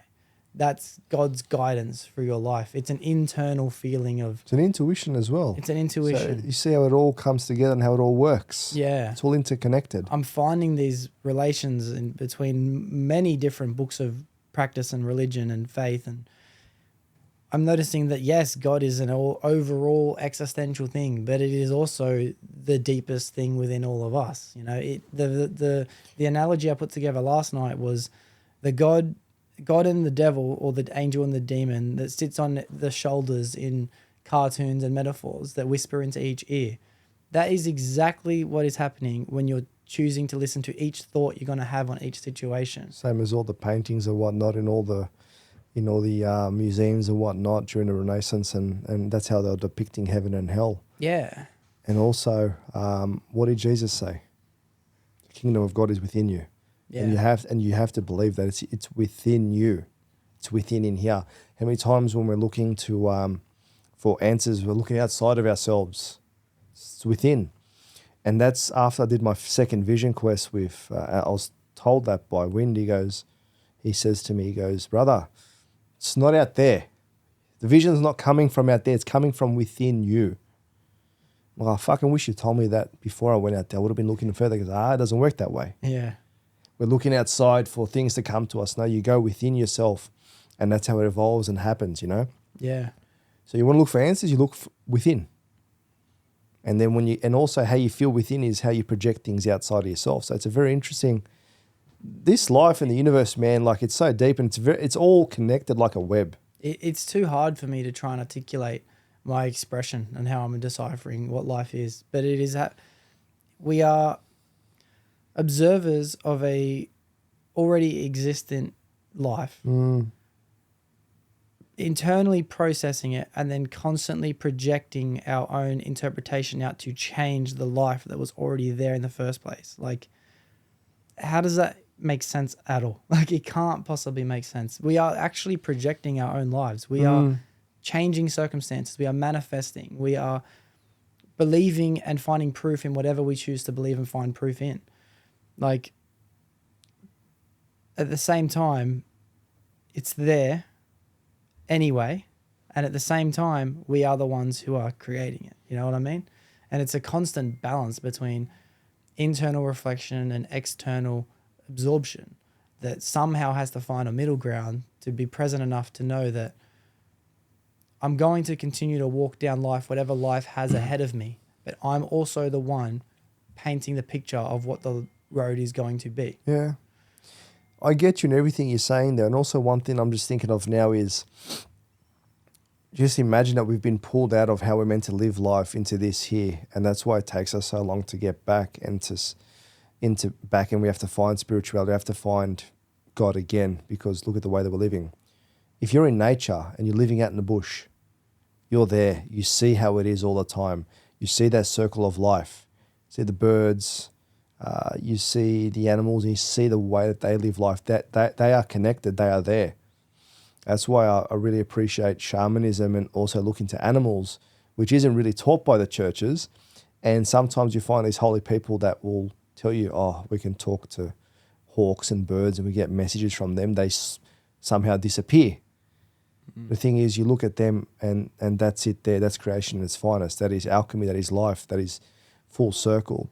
Well, we're coming here and it's completely different. So then you're sort of like, okay, that's why it's good to spend time in nature, because ultimately before all this was created, that's what was there, man. And it's like the idea of talking to animals. I'm starting to understand it from a point in which you don't see the lips move on the animal and then you're like, what the heck, you can talk? It's not like it is depicted in, what's that movie, Dr. Dolittle or whatever those things is, but the message within that movie, for anyone who has seen it, I think it's Dr. Dolittle. Yes, it is, with Eddie Murphy. Yeah. It's a good movie. Is that he comes to a realization at some point, you know, and he is not listening to the animals because the animals are literally talking to him. He's using the animals as a vessel for him to talk to himself through, you know, like that's insane, but that's as accurate as I can see it. It's the clearest picture of all time, and that is all we're doing by interpreting the universe. We're using the universe. We are the universe experiencing itself through each individual person. You know what, Doxy? I want to go watch a movie with you, and that's it, mate. You're someone that will give good insights to the movie. I like that Dr. Dolittle one. That's pretty cool, man. I don't disagree with that whatsoever, man. And yeah. I believe that all movies, every story ever told, every book ever written, every song ever created is, how do I articulate this? Not only is it's accurate, everything is accurate. Everything is true. We've just used different make-believe versions to explain the truth. The story of Harry Potter, the boy who realizes he's a wizard, you know, he's the chosen one.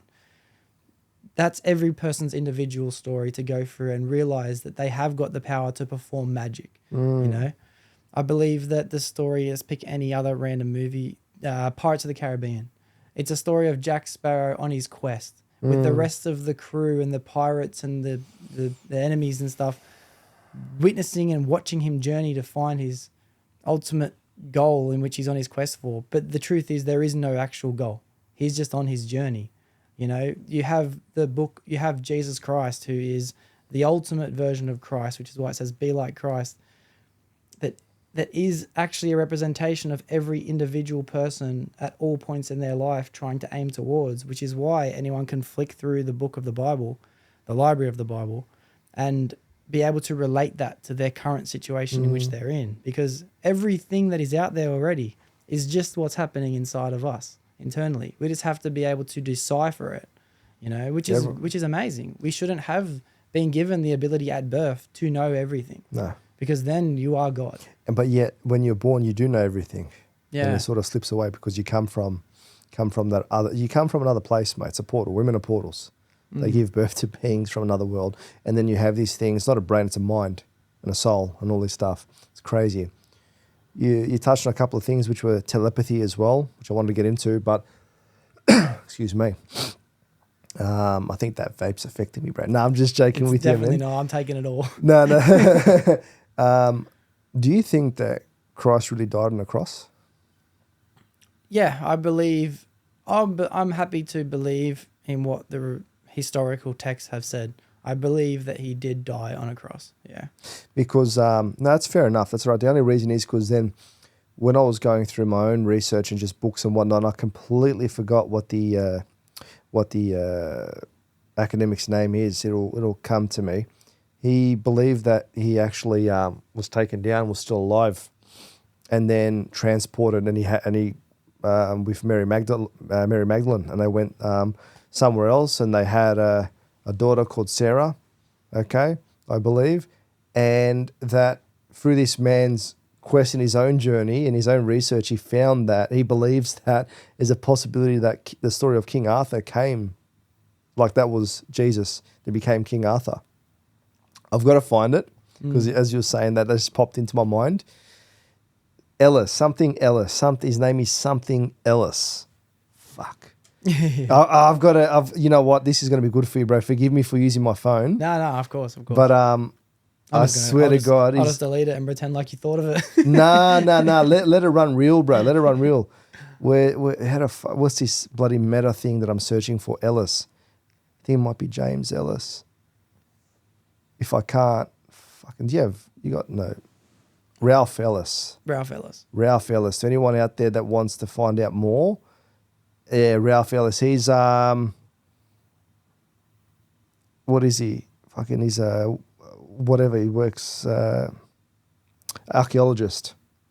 Have a suss out on that, man. Ralph Elis. Yeah, I will. And he came out with that story. I was like, oh my God, mind-boggling. Now this is completely different to what I'm taught and in Christianity and whatnot. But it's very interesting to see that.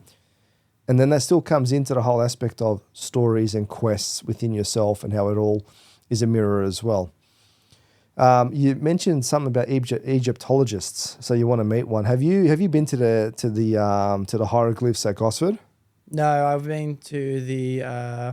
They had a Ramesseum, I think they call it. They had this big ancient Egypt thing that it was at the start of the year at the Darlinghurst Museum.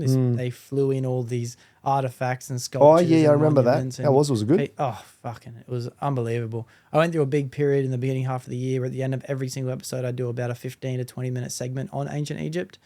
First talking about landmarks and monuments, and we also went through size and culture and history and war, things like that. And then I got to the stage in which I was discussing now the religious belief in ancient Egypt. I found very interesting, which I have put a pause on it because I wanted to speak to an Egyptologist first, that the belief in ancient Egyptian mythos, as we call it now, or mythology, has the same parable as the start of creation in the Bible. It's the same things about on day 1, on day 2, on day 3. They've just used different metaphors to explain it. Gotcha. First it was the god of light, and then it was the god of wind and rain and earth, and I'm like, hang on, this sounds exactly the same as the 7 days of creation. You know, it's pretty awesome. There's also all those stories very similar. But you haven't been to the Gosford Glyphs. No, I have not. Have you heard of them? No. So in Gosford, there's an area, I think it's Gosford or somewhere near Gosford, in a national park. There's this stone area, all these stones put together, and the story is it's apparently been debunked by Egyptologists. Allegedly. At this stage, I don't. I'm going to say the word allegedly, but anyways, many of them. What the story is that there was a pharaoh, I believe it was a pharaoh from Egypt, came by boat to Australia to learn from the indigenous Australians, and then then what they did was they were telling this story on these rocks, and you really need to get into the work of Stephen and Evan Strong, father and son duo. man, you know what? Maybe they're fucking perfect for your podcast. You know, I've already sent him a message once I've left a comment, when he's in Sydney. Yeah. No comment, but I've gone to their talks before and they talk about this. And what happened is, the story is they came in by boat and the pharaoh was bitten by a brown snake and they believe he was buried there at these glyphs. So I'll share with you the location. It's not hard to find out where it is if you go on Google. And then they've got all these hieroglyphs on these rocks. Now, for me, it looks pretty legit. But then they got Egyptologists there that said, oh, there's this couple of glyphs on there that aren't legit, so that just means everything else is bullshit. Well, so I call bullshit to that. Yeah.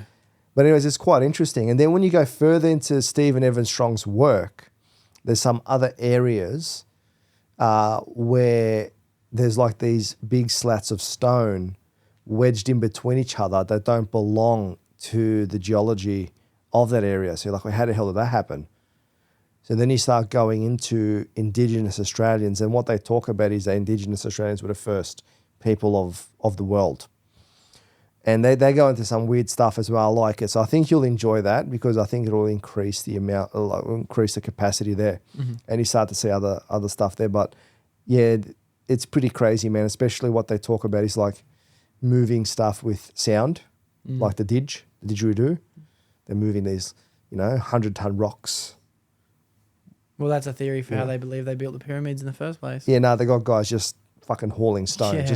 Come on, bro. No. I think it was something like in the time frame that we have to believe the pyramids were built, like 3,500 years ago. They believe it was built in something along the lines of 25 years, around then.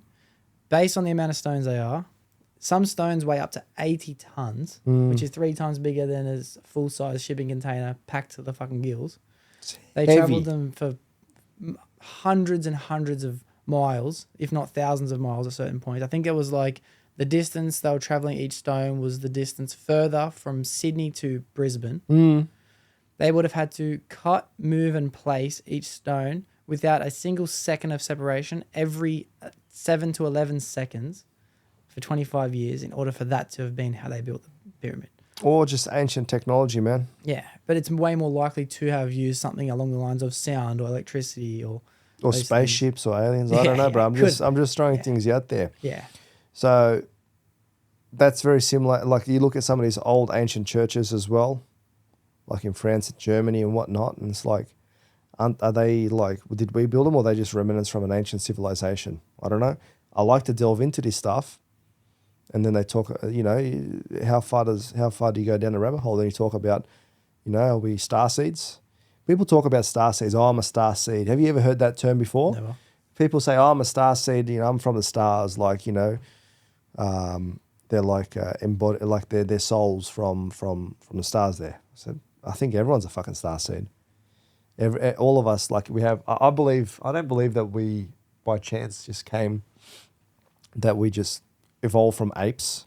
Maybe apes eating magic mushrooms, that could happen. Yeah, the stoned ape theory, yeah. I don't actually disagree with that, but I believe that we came from space, man, that there's other civilizations, or not just space, maybe on the other side of the wall, maybe there is a flat earth, I don't know. Yeah, I love that theory too. I think that through time, you look at all the wars that have happened, the destruction of libraries, information, and then you go to Alexandria, which was probably the worst devastation we could have. But the thing is, was it really did everything get destroyed, or was it some certain items were taken when they needed to be and they're stored somewhere else? So we don't really know what the fuck's going on. That's why I just I allow information to come in and then I decipher it for myself. That's exactly what I do as well.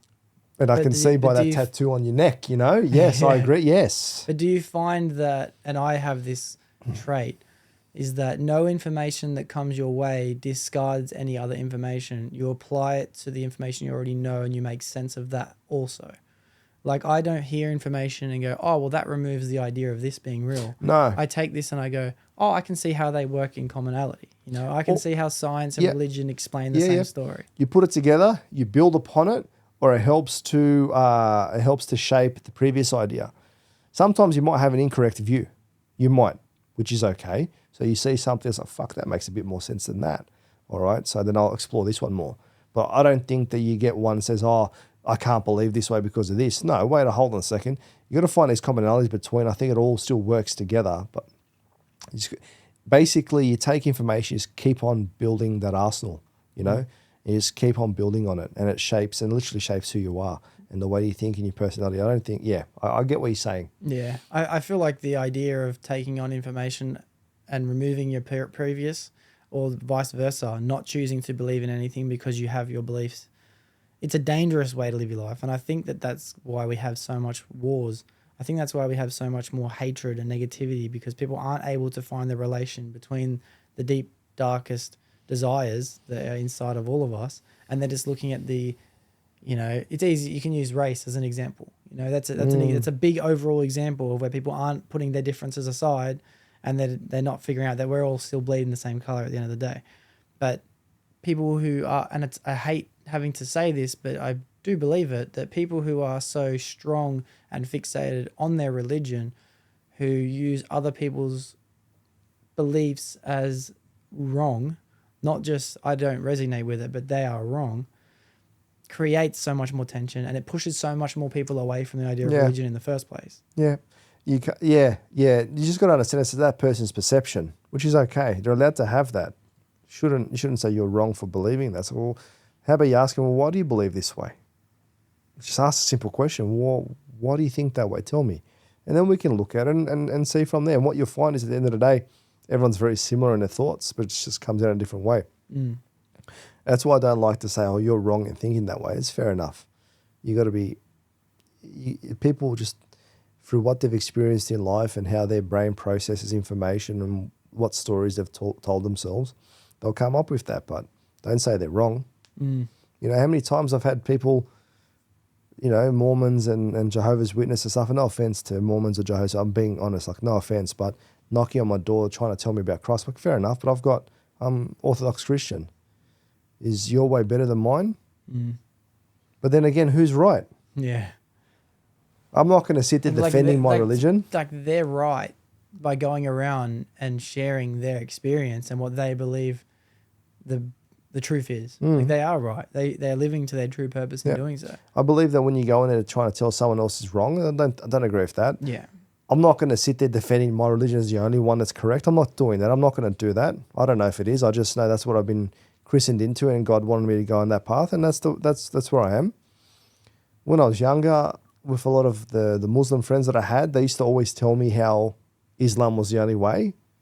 But now as I'm older and I talk to the Muslim boys now, no, it's fine. Everyone's very accepting, and it's just what I find is that what better way to split people, you know, but rather than splitting them with religion.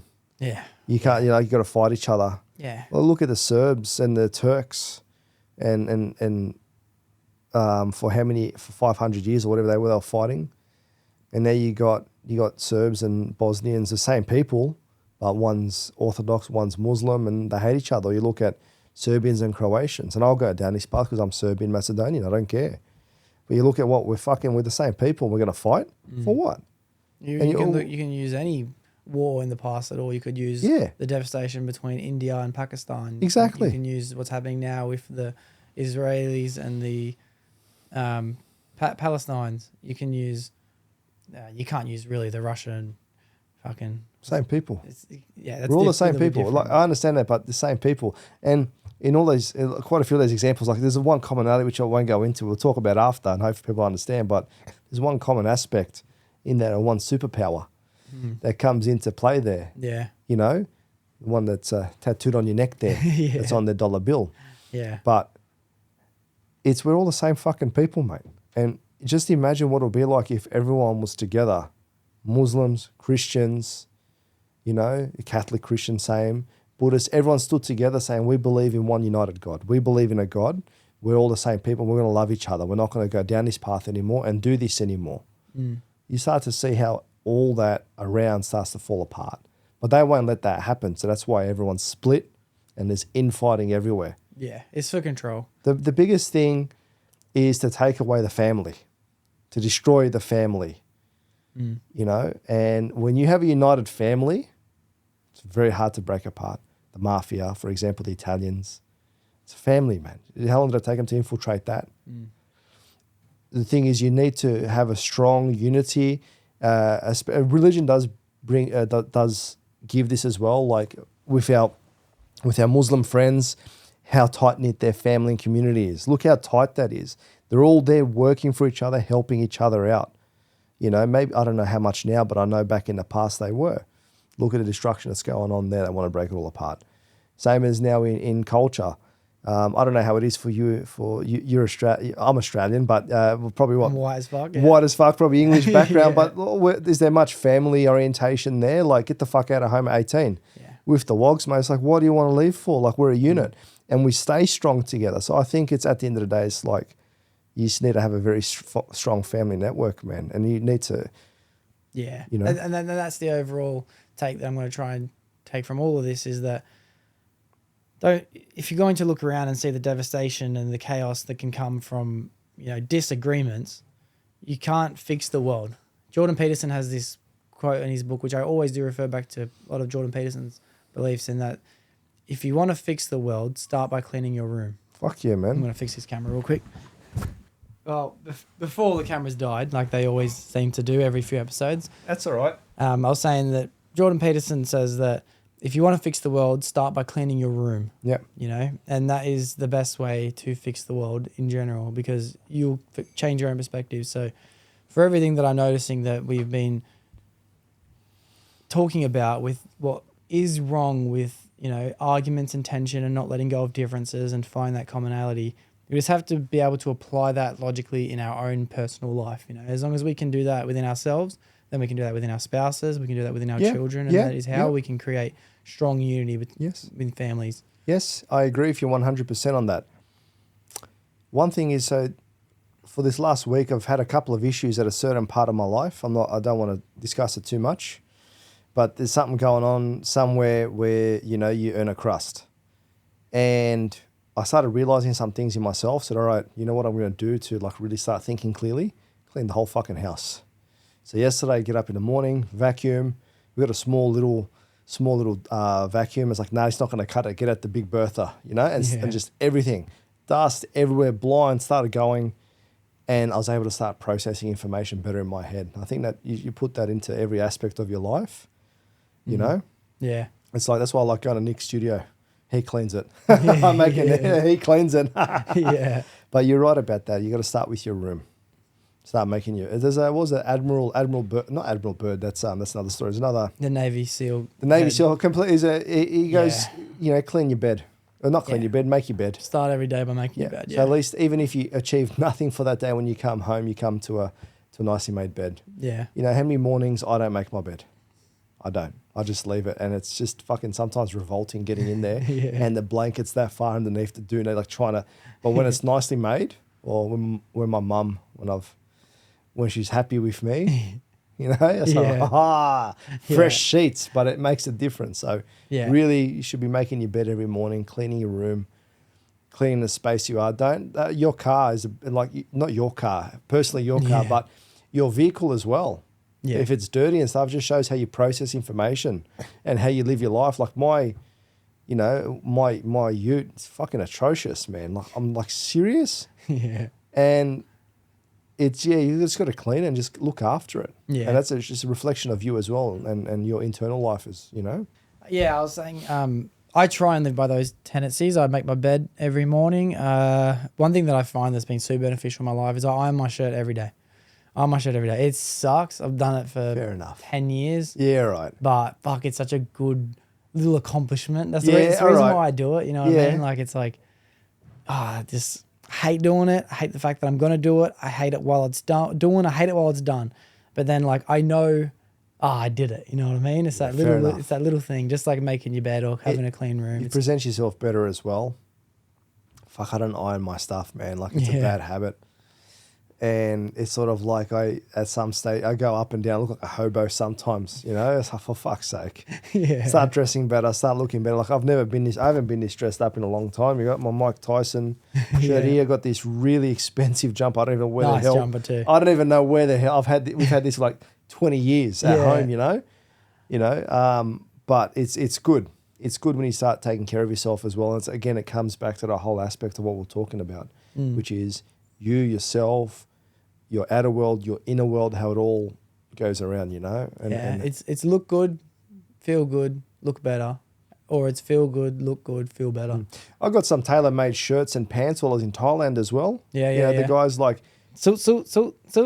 yeah, well, no, but wait a second. Okay, so one guy's like, I judged this one guy. Like, he comes up and goes, would you like a suit? I'm looking at him. What the fuck? What are you trying to sell me? He's like, brother, you want a suit? You maybe a shirt, a linen shirt. I like linen. Can you do linen shirts? Yeah, come in. Went in there, got the linen shirt, then they kept on upselling us, got the pants and stuff. But like, holy fuck, like I've got something tailor-made, you know? Yeah. Because I've got the really broad shoulders, but I've got a really big waist as well. So trying to bring that in together. And I said to him, but, you know, I've been on a weight loss journey for about 25 years. You know, next year's the year. Can I come back and we can? He goes, no worries. Yeah. From big to small, no issue. But from small to big, we can't do. Yeah. And but the funny thing is, going to Thailand when I was in Thailand, walking Bangla Road, Oh. 11 o'clock at night, mayhem, and they're saying, "Would you like a suit? Would you like a suit?" And I looked at the guy, I go, "Brother, I'm smoking my cigar, brother. It's 11 o'clock at night. The devil is out around us. Yeah. There's mayhem. Yeah. You think I'm going to buy a suit?" He goes, he looks at me, he goes, "Yeah, nah. no, brother, no, you're not going to buy the suit." And I was like, and we started chatting, and I was like, oh my God, they're just trying to hustle. Yeah. If you want to learn about hustling, go to Thailand. Oh yeah, Thailand it's a good way to experience it, but so is Bali as well in that sense. Where Thailand, it looks like every individual is on a hustle, but in Bali, you notice you might have 100 people chasing one hustle as a unit. You know, like you get picked up by one guy, taken on a bike to the next guy, he drops you off on a bike, and then he'll take you to the store. It's all set up. Crazy. It's crazy. It is crazy. You full understand tourism, in those Oh countries. my God. One thing is going to Thailand, when we were trying to, not hook up, it's the wrong terminology. We're trying to set up a meeting when you messaged me, and I said, oh, bro, I'm going to Thailand for a couple of weeks, and afterwards you're like, oh, no worries, I just got back from there. I'm like, yeah, cool, bro. And you go, bro, watch out, the devil is there. And that first night in Bangla Road, I fucking there, I texted you, bro, the devil is here. Yeah. It is an experience of a lifetime. He lives there, bro. It's an amazing experience too, where you're not on the main strip and you're like in your room, or if you happen to be in a higher viewpoint, you can see down at night and you see the cars going around and you see the lights and you see the people walking and you're like, where is he? I look in all the windows. The devil's here. He's everywhere, bro. He's here everywhere. And the amount of times that honestly, like I'm pretty reserved as a character, but the amount of times, like they're just all soliciting for sex there. Yeah. And you're like, what the hell? This is crazy. Yeah. This is just too much. Yeah. And what I was doing was I would walk at 8 o'clock. I like to go for a walk and see and interact with people. We go around for a walk at 8 o'clock. It's pretty tame. Starting to get up, and then you come back through at about midnight, and it's just fucking loose. It's a different world, eh? That's when everyone's starting to fall apart, and then then later in the morning, and then you just start to see that's when that's when you start to see real human interaction happening. Yeah. I was like, oh my God, I man. had some nights the first time I went there too, where I just blackout. I was indulging in way too much things that shouldn't be indulging. Oh my goodness. And then I'm in the back of this tuk-tuk with my mate sitting on the other side, looking at him. He's still out. He's got no idea what's happening. I'm like, okay, I'm in a better headspace than him, or I can handle this. Yeah. Look to my right, there's 4 girls sitting on this side of the tuk-tuk. Look to my left, there's 4 girls sitting on this side of the tuk-tuk. And then I look, and they're all looking at me. They're all just eyes. They're all What's just going on? girls like this. Yeah, what's going And I'm on? just like, okay, bro. He's like, yeah. I said, what are we doing? How did we get here? He's like, we're gonna go fuck these girls, bro. He's like, out of it. He doesn't know what's I'm looking going at them, on. they're looking at me. And I'm like, I have 16 eyes on me. And I'm like, bro, that's not what's happening right now. Trust me, we've got to get out of the situation. Yeah, you're gonna have to And he's like, perform now. 16 eyes, and you're gonna have to perform, bro. bro, I'm looking at the way they're looking at me. I'm like, that is not what's happening, bro. And he's like, pick 4. I'm like, all right, we got to get out of this. This is getting way too. Something's going wrong. Like I'm telling you, nothing good happens after midnight. No. And I shouldn't wake up to this. Nothing feeling. good happens Nothing. after midnight in Thailand, bro. I promise you that. God, man. Eventually, I'm begging him. I'm trying to drag him out of this. He won't come. Go. I'll have all of them. Then go. I said, listen, I'm going I up think to my room. they would have had him, bro. Yeah. I said, I was there with another mate. I bumped into him while I was there. So I went up. I said, look, I'm going back to the room. I'm trying to get you to come with me. He's like, I'm not coming. I was like, he's like, Joe, I'll be fine. He just kept saying, go, I'll be fine. I said, be safe, bro. That's all I can say, be safe. And he's like, I'm going, we're going to this. And I got out of this tuk-tuk. I looked at him and he looked at me and I knew.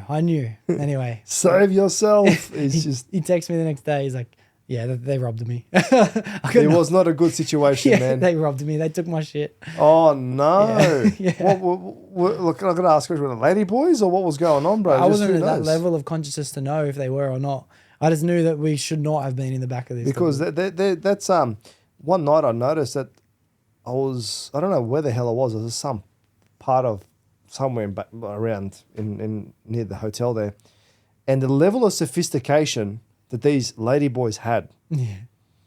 I don't even know if that's the correct terminology anymore. But I think ladyboys is... Yeah, and all due respect, like, honestly, you want to do that, fine. Just peace, love to you. That's fine. But they're driving around on, not tuk-tuks, on the mopeds, going here, going there, just watching them, just how they're going around. Then eventually when you go back through Bangla Road, they're back on their positions every single night in the same places being chatted up by all the guys. Yeah. Like, most of the people that talk around. He said, "I will never go with one." When you go to Thailand, bro, I guarantee you that. But the thing is, they do because it's sort of like the mentality changes. Yeah. The amount of stuff I was watching just on the side of the road smoking, and just watching all this stuff it was crazy. It was bedlam. It's a crazy experience if you've never experienced it. I was glad to go because I was quite, I've always wanted to go and I went there, but just texting you and you started laughing. What were you doing up at 3 o'clock in the morning anyways? I'm texting, I was doing nights. Oh, were you? Yeah. I was like, what's going on, this guy? Yeah. This is my first week doing days. So, new lifestyle change. But one thing over there is the devil is in those areas, but then you go, let's say, for example, to a kickboxing match. So you see how much they respect and love that, which is good to see. And then you actually go to the temples and whatnot. So it's like you have this aspect of Thailand, which is pure tourist, but then there's like a deep culture in there, which that's what I was, that's what I went there to go see. And my advice to people that don't want to go into the massages and you think that you can get away from it. No, you'll be you'll be surrounded. Trust me. You will be surrounded. Yeah. Is like literally just go in a praying motif and just say, no, thank you, no, thank you, no, thank you as you're going through there. And then they'll leave you alone. Yeah. What was it? This ladyboy grabbed me by the arm and he goes, oh, hi, how are you? I was like, I'm good. And she's like, I'll say she. I'll refer to her she or he. It doesn't matter, she. And oh, yeah, where you from? I said, I'm from Australia. Didn't hear me correctly. So I'm like, from the moon. Oh, man, lost its shit at me. And just like, get the fuck out of here. I was like, what the I forgot there was testosterone there, man. I started running down the road. I was scared. Yeah. It's crazy.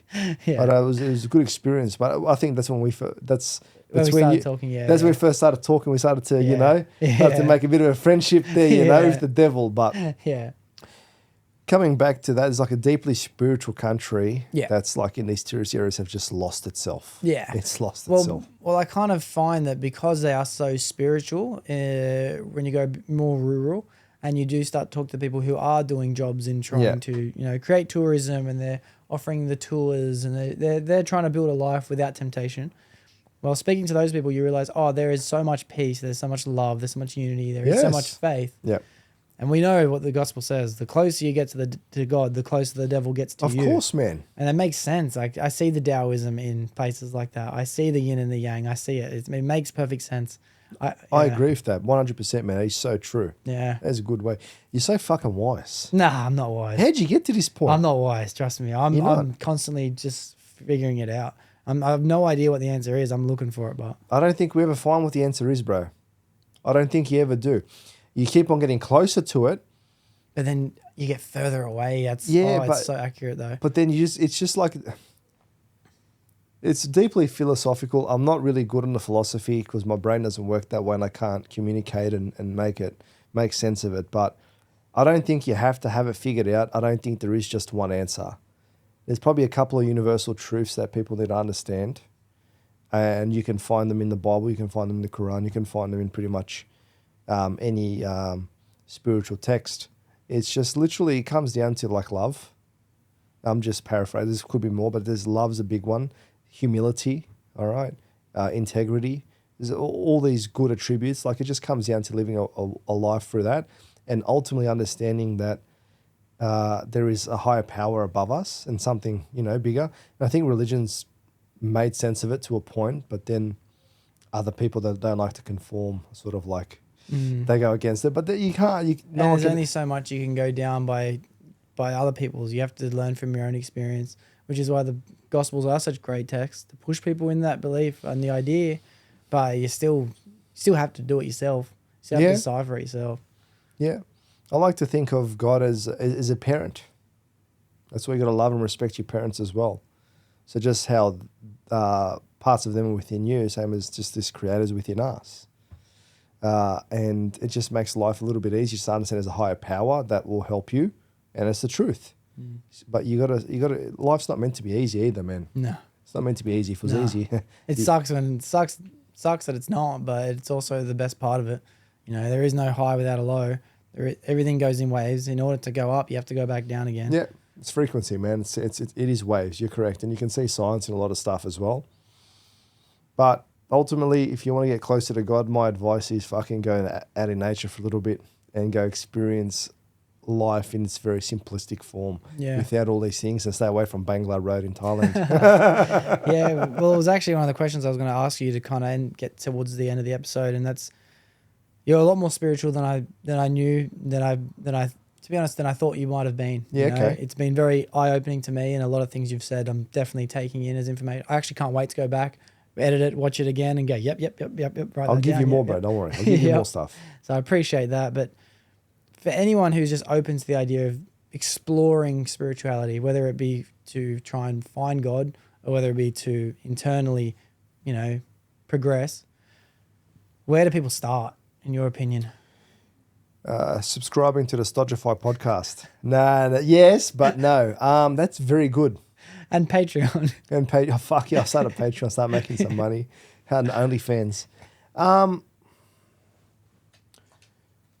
There's many ways you can start by going. Okay, there's a couple of different paths. So you can be like Spanian, and you can go down the path of becoming a Christian, and go and read the Bible, and going to church and finding your own way. That's one example, because we were talking about him earlier. You can find it through religion. Other ways you can just find it through reading books. But like I said, biggest thing is like you gotta start trying to figure out why you want to find these answers. Like, you just start seeing what's missing in your life, in one sense. And when you start seeing, it's pretty much got to go on a journey of seeking. When you go on the journey of seeking, the answers will start coming to you. There's no people like, oh, how do I know? Or give me an answer. There's no fucking answer. You're gonna know because you start to. You are a vessel. You are frequency. You are energy. You'll feel it. But you got to get to that point where you just start walking that direction. That's the best advice. You just start walking that direction with in your mind that you're seeking for an answer. Okay, and then figure out what's missing. And then it'll start getting filled up, because ultimately the way it started for me was I was within religion, but then fell out of it, or not fell out of it, didn't practice it. But then through my own sense, I was seeking because I had heartbreak. Like, why did this girl that I fell in love with, why did she leave me? And not just that, why did she just completely cut me out of her life and not want to talk to me anymore? Because that's where it all started for me. That fucking hurt. So then I started seeking from that. I went down the path of New Age spirituality. And through that, I found Sharmanism. Then I found a mentor that told me it was okay to believe in my Orthodox religion, because it all came part and parcel together. And through that, it just continually grew. So it's ultimately just start seeking, man, and just, I hope that answers the question, but there's just so much to it. Yeah. Like, what do you reckon? I think start seeking is a perfect way to describe kind of what I was thinking in the first place. And it's being open to the possibilities is obviously people would have already gotten to that first step. Being open to the possibility, if there is more, like, I'm curious to find it, prove it. Like, how do I find proof in the fact that there's more? And then seeking it is a perfect way to describe it, because I don't believe there is any way that there might be ways that are more quicker to find the answers, to help you have bigger realizations faster. But I believe that all paths of seeking will give you the information you're looking for, you know. When it comes to finding aspects of yourself or healing yourself, there's no quick way to do that. It takes time. And ultimately, I think we're all on a path of healing ourselves. One way to also do it is you find someone that you like a mentor, someone that's further along in life than yourself, and you learn from them. You find out, well, how did you... Okay, I resonate with you. Like, what was the guy on the screen? What's his name? I call him Josh. He's Yasha Coffee. Yasha Coffee. So, for example, you might start resonating with this bloke and liking what the messages he brings out. So then you ask him, hey, bro, like, in relation to spirituality and stuff like that, what are your thoughts? What do you follow? What do you see? And then I don't know what he does, but he'll tell you, and you'll learn from there. And then you find someone else like Patrick Bet-David, Joe Rogan believes in aliens. These are just podcasters, but then you find other people that you want to tribute, and then you find out from them what works for them. And ultimately, that was my mentor was the biggest influence on me because he loved and accepted all. And that's why from there I was able to start accepting all. And some people sometimes don't like that answer, but that's what works for me. But ultimately, man, just start walking the path and just saying, hey, literally, universe, I want to start knowing, start showing me, come work with me, and you'll fucking see what's going to happen. Yeah, it'll happen. Isn't it crazy? Even the idea of manifestation doesn't make sense to a lot of people. The idea of asking the universe for guidance doesn't make a lot of sense to a lot of people. I believe it to be the same thing as prayer. I believe all these words mean the same thing. Prayer works. Prayer is beautiful. And prayer is crazy. One of my best mates, Patrick, will always be up there with the greatest people I know. We have this little joke that we say, and he's a deep desired Christian. He's a man of God. God bless him. I have that commonality with him in the higher power and the belief system and the faith and the prayer. And we joke about the fact that, like, man, how come no one takes advantage of the superpower that they have in their pocket? And that's prayer. It's like, it doesn't matter what. That is so fucking good, man. You know, like, it doesn't matter any circumstance, any situation, any heartbreak, tragedy, misfortune, you can pray it to get better. I'm starting to get a bit emotional now because that is true. Prayer, you humble yourself to God. You know, sometimes, like a lot of the guys that I work with, the Serbs, the contractors, they pray with their kids, they do their prayers, and it's just simplistic prayers out there. God help us, you know, deliver us from evil, blah, blah, blah, blah. But there's other ones out there. There's so many prayers out there, and it's good that they teach the kids. But when we were in Sweat Lodge, we used to pray. You humble yourself. You humble yourself to God. God, you are so much bigger than me. This energy is so much. I don't know everything. You have to humble yourself. You have to bring yourself down right to the bottom. And this is what we used to do at Vision Quest. So I don't know what it is I'm looking for. I don't know what it is I'm doing. But fuck, I want a better life. You know, if you want healing, that you're sick, please, you know, help me. I want to get better. And you start laying it all out. It doesn't have to be like a full flamboyant words and everything of high English. No, just be simple. It's you.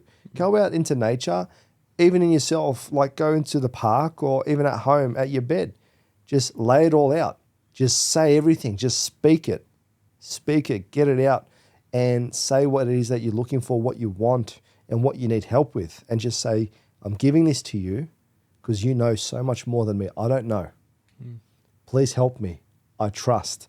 And just give away your burdens. Give away any guilt or give away anything that you want that you don't know how to attain or what's going to happen. Just please help me. And that is that there is manifestation probably, I believe, in its most purest form. It's none of these things that people are saying you got to focus on this and say it 55 times and do a little dance and then do a little snap kick to the side. It's simply just pouring your heart out in that moment and you'll fucking see things will happen. Sometimes they don't happen exactly the way you want it, but that it just you'll notice a change. Yeah, and if it doesn't, do it again. Yeah, and it won't happen in the way you want it because the truth is you don't want things to happen in a particular order most of the time. Your true desire is an outcome. Yeah, you know, and that's why people pray for things and they feel like they might not get the answers they're looking for. It's because you're confused about what you're actually praying for. You know, you might be praying for the brand new Lambo, you know, but what you're actually praying for is to feel valued enough to be the type of person who has the people look at them with respect. Yeah. You know, like that's the deep desire behind the Lambo, most Yeah. likely, unless you're after the horsepower, in which I've never prayed for a Lambo, but I pray for money. yeah, And I've always been given money. I've always had it. So I've always asked for it. You know, and if any of my bosses will watch this, no, I need more. You know? No. But it's sort of like I'm not praying for a Lambo because what's that going to change in my life? But the thing is, like, there's some. For example, I prayed to get the job in the field that I'm in. I prayed for that. That was when I did on Vision Quest. I said, please, get me out of my fucking. I don't want to be in a situation anymore. And the thing is that's important, which I just thought of, is you have to listen to what you're saying. Listen to what you're saying because you're going to tell yourself what it is that you want. yeah, So just listen to what you're saying. Be honest, get it out there, and that's it. Like, just imagine that. Oh, I'm praying for this Lamborghini so I can look good for this influencer shot. No, bro. yeah, But you would go down saying, "Hey, I'm not happy in this situation at home. You know, I don't like the fact that my neighbors are beating up on each other every single day, and I have to listen to her crying." And then you call the cops, and this is literally one of my prayers that I had. And then you call the cops to help her. You don't know how to help them. And then she goes, don't call the cop. You're like, what the hell? I don't want to be exposed to this anymore. And then he's wanting to bash me. So I want to get out of this. I don't want to live here anymore. So I'm listening to myself. So I don't want to live in this situation. I need money. I need something. Maybe it's not just money. Maybe I'll be praying. I want a house. I want $1 million for a house. Maybe you won't get that, but maybe there's an opportunity that's going to come up that's going to give you enough to be able to rent somewhere else. In which case, wait, hold on a second. Half that prayer now, that's done. That's been answered. Well, I'm going this way. yeah, And I did that when I was at Vision Quest. I prayed to get out of that situation and to work in the field that I am. And I was very open, raw and honest, and I was crying, and it's just really at the bare bones of it. And fuck, it happened, dude. yeah, That's I can promise you, when you get to that state, it's a genuine thing that you want, genuine prayer. You have to get away from all the fluff, because unfortunately there are people out there that still are on that higher level. You've got to bring it down and come down to the bare bones, right into the depth of yourself, and what is in the core that you fucking want and you need, and you speak that in the most simplest language, and you feel it, the emotion and everything, it'll come to you. I guarantee it'll come to you. If not, I'll give you 1 month free on Stojcevski. Yeah. You know, like I believe, all jokes aside, that it happens. And what your mate said to you, you know, in your pocket, you know, why don't people pray more? That is so true. yeah. Just pray. Yeah. It's a superpower. And I think the most important word that I've deciphered lately is servant. You know, servant is that feeling of being humble, being vulnerable, opening up to the idea, okay, there's something more important than me. God, like I've been carrying my ego this entire time, trying to do everything on my own. I need help. You know, is there guidance? Where can I go? Is there room to improve? How can I improve? All these questions come, but you start to understand what servant means and letting go of ego. Those two things go hand in hand. And the most important thing that I'm taking from that is by practicing being a servant to God, by, you know, doing the rules or avoiding the things you can't do, doing the things you have to do, whether it be praying 12 times a day or not eating this type of food or going to church every Sunday. But just by practicing the discipline that comes from being a servant, you are now ready for relationship. You're now ready for a wife. You're ready to be a husband. You're ready to be a partner because you have the mindset of servants. You know, you can't live your life based on everything I want all the time. No. I'm in control of everything. You understand partnership and putting someone else first. And then you're ready for children. Then you're ready to have kids. Then you're ready for, okay, just like the story of how it might have been translated over time with Jesus dying on the cross and he died in that moment. I'm seeing the metaphor for he died in that moment and he then had a child after that, because he's no longer the center of the universe anymore. You have been practicing through faith and to give your kids your entire existence. They are now the ones who are going to be. Well, that's what it is. Just what procreation is. Yeah. I think we're the ones that just then make people subscribe for $20-$30 a month to watch it on a website, you know. That's what life is to keep that lineage going. Yeah. Quite a few people have forgotten that. Yeah. But it's about that lineage and teaching those things. I think humanity's lost its way in many different ways, man, with these robots and stuff. But what you're saying there, bro, that's you're very spiritual bloke, Doxy. I really like it. Try to be. To be honest, I can't even help it. No, it's good, man. I He's very just love information. I just want to very take wise it all soul in. in you. I could see it in your eyes. Thank I you. think we're falling in love with each other. Yeah. Discipline. Yeah, it is, and that's why at work, man. Like I get with the. I don't think we've really talked about Christianity too much, but I've got a few Muslim colleagues, and man, talk about discipline, and we relate so well to each other, relate so well with each other.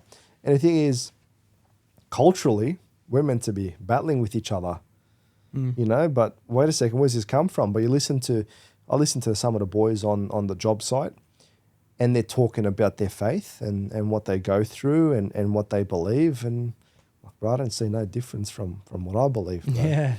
And It's the same principles. It is. And you say to them, hey, listen, one God, yeah? It's one ultimate creator. Yeah. Yeah, bro, that's Yeah, it, it's man. sick. And I said to one of the guys, I said, hey, bro, listen, hypothetically, if I was to go to jail, how do you think the Labour boys would take me, the Arab boys? Oh, I think they'll love you. Yeah. Why is that? I said, what happens if, like, for example, they I'm thinking of a hypothetical, you need to convert so that we can protect you. It's like, no, bro. I said to him, I wouldn't do that because I'm born and this is what I'm going to fucking die. So he goes, no, we respect that, bro. We respect that as long as you believe in God. Yeah. And that's what really started to change my perception even further about just how we were all not built, we were all put in a position through society and what these elites and whatnot to fucking keep us separated. We're all the same, man. Yeah. Yeah. We're all the same. They take the extremist versions in any type of endeavor, and then they put them on front page. That's all that the media have always done. They take the most extreme, hardcore Christians, or they take the most disgusting levels of the Catholic Church, or they take the most radical versions of Islam, and they put them in everyone's faces to say, "Whoa, everyone, continue to join this." One thing that really I started to think about the other day is like when I was greeting. Now that I'm thinking about it, I got so many Muslim subcontractors and colleagues at work. Yeah. And anyways, we're just like, I'll go to them, salam alaikum in the mornings. And they're like, what the hell, And then we're saying all the words like inshallah, alhamdulillah, and just talking. These guys, we're just building up the energy with each other. And one thing that I was thinking about the other day was, let's say, I don't know now, but 10 years ago, you'd be walking the streets, if someone cries out, Allahu Akbar, Yeah. everyone's running for cover. But when you translate it, and forgive me if I'm wrong, but it's God is great. Yeah. Yeah. That is God is great. Isn't that Yeah. what? So if someone yells at the top of their lungs, God is great. Yeah. Everyone should be turning around cheering. Yes, it is. It is. He is great. Or she is great. Whatever. God is great. Yeah. Hold on a second. What's going on here? It does put a lot of empathy from my perspective for anyone who was dealing with, a Muslim tradition or culture, having to go through that period of time During those times. when the whole world was thinking, man, this is insane. What is it? What are they saying? Like, this is evil. This is chaos. We got to stop this. And they're just going around, man. They would have been living in fear for decades. It's just like I said. They just want us to not be united, Doxy. One podcast at a time, mate. I reckon we can help make the world a little bit of a better place in our own ways of just keep it being humble, but don't be afraid to want to go and to dream. You know what? And you know what? You're allowed to have dream that you want a successful podcast, bro. You're allowed to. You should. It's a good honestly, I felt so comfortable here. I'll spend half my fucking day here. I love it. Yeah. We're gonna have meatloaf after this. No, we're not.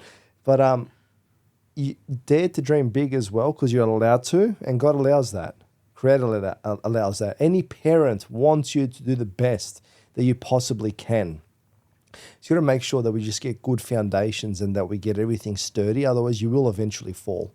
That's why religion and belief in God in those earlier years and whatnot, it really forms a good foundation. Going to church, discipline, all that. It just brings it all together so that you can succeed in life. Yeah. Yeah. I couldn't agree more. Look, I'm going to have to ask you the final question. I thought you were going to say, I'm going to have to ask you to leave. But I was like, okay. It's as easy as that. Time is up. Oh, get out. No, but in hindsight, I am. I'm going to ask you the final question. That's all right, bro. But I was like, Oh, okay. What's up? Tell me. No, so the final question I do ask everyone that comes on at the end of the episode. But before I do, I have to say thank you very much for coming and doing this episode in the first place. You're welcome, man. Yeah, it's been a blessing. It's been way more deep and introspective than I possibly could have imagined it to be. Thank you, my friend. I'm taking a lot of your spiritual journey into Yeah. my consideration and making me want to explore it even deeper. So, Good. So I thank you for being at least open enough to discuss it, which a lot of people aren't.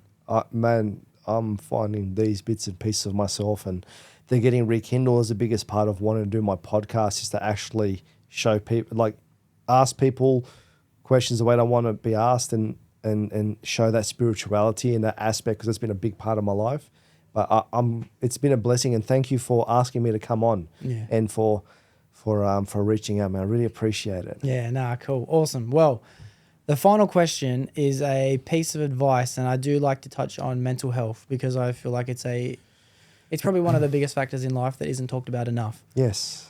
If someone did come to you because they were feeling depressed, mostly because they were just lost, what advice would you give to that person? Oh, man.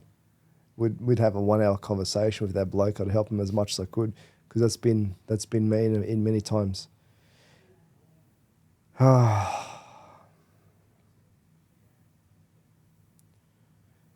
One thing that's really important is that you tell the person it's actually okay what they're thinking and feeling. It's okay. It's all right, and it will get better. If I was to sum everything in, it's like, it will get better. Whether they believe you or not, that's a different thing. But one piece of advice is, it's okay and it will get better. It always gets better and it gets easier.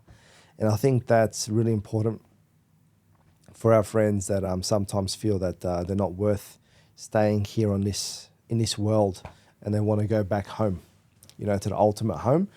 And I'm talking about suicide, for example. It's like, it will get better, I promise you. And that's a pretty hot topic with me, yeah? Always, it'll get better, trust me.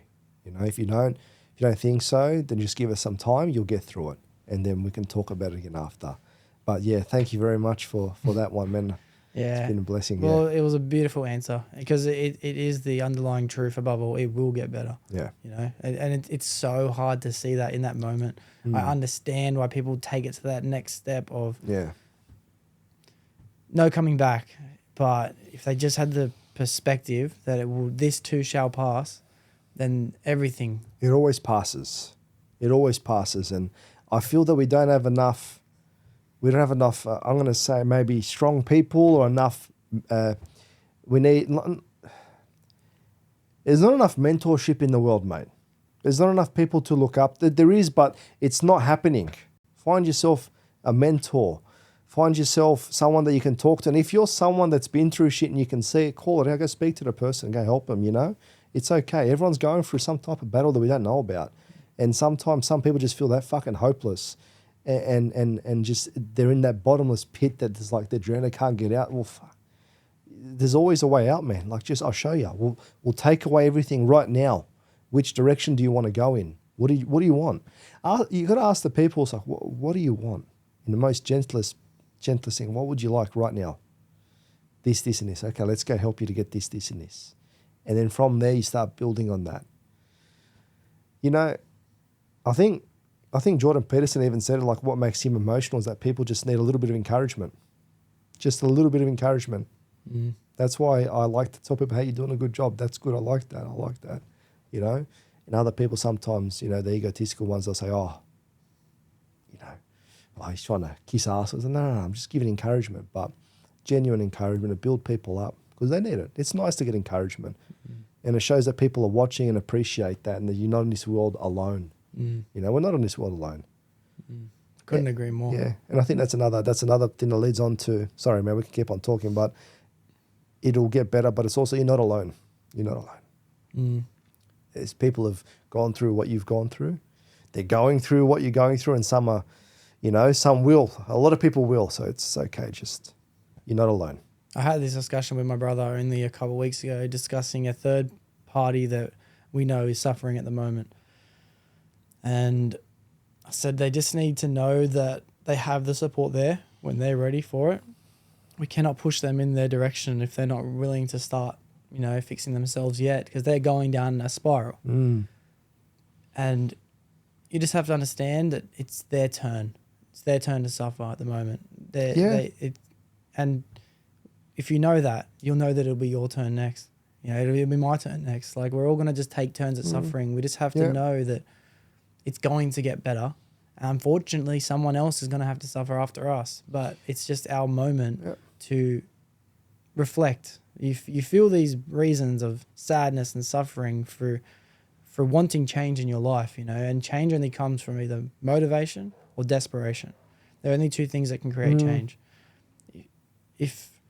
Unfortunately, we don't make many decisions based on motivation. It is the desperation that is the most strongest form of change, but we need to suffer sometimes. So we might not understand it, and it's too complex for us to be able to rationalize, which is why we are limited in being mad at the world so many times in our lives. But for me, it helps knowing that, okay, well, this is my turn right now. It's been good. I've been living at the top of the roller coaster for a while now. Now it's just time to feel why I feel like shit and actively try and change it, because it will change, but it's only going to change if I decide to. No, I got you, man. I went through some pretty dark parts in my life there, and some really, really dark thoughts as well. But the thing is, when with my mentor, the funny thing is, and why I miss him so much is, you'd be going through that a little bit, and then you get a text message out of the blue that just cheers you up and just gives you a bit of direction, which was nice. But the reason why I got a little bit emotional just before was I lost a good mate to suicide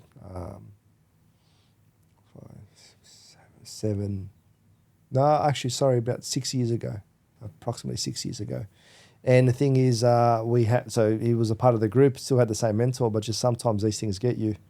And that's why it's sort of like, it's very real and very raw, but that's what I just want people to know, just like, it'll pass and it's okay. It's okay. It's a lot of the times I found that with the ones that I was exposed to was like, no one understood them.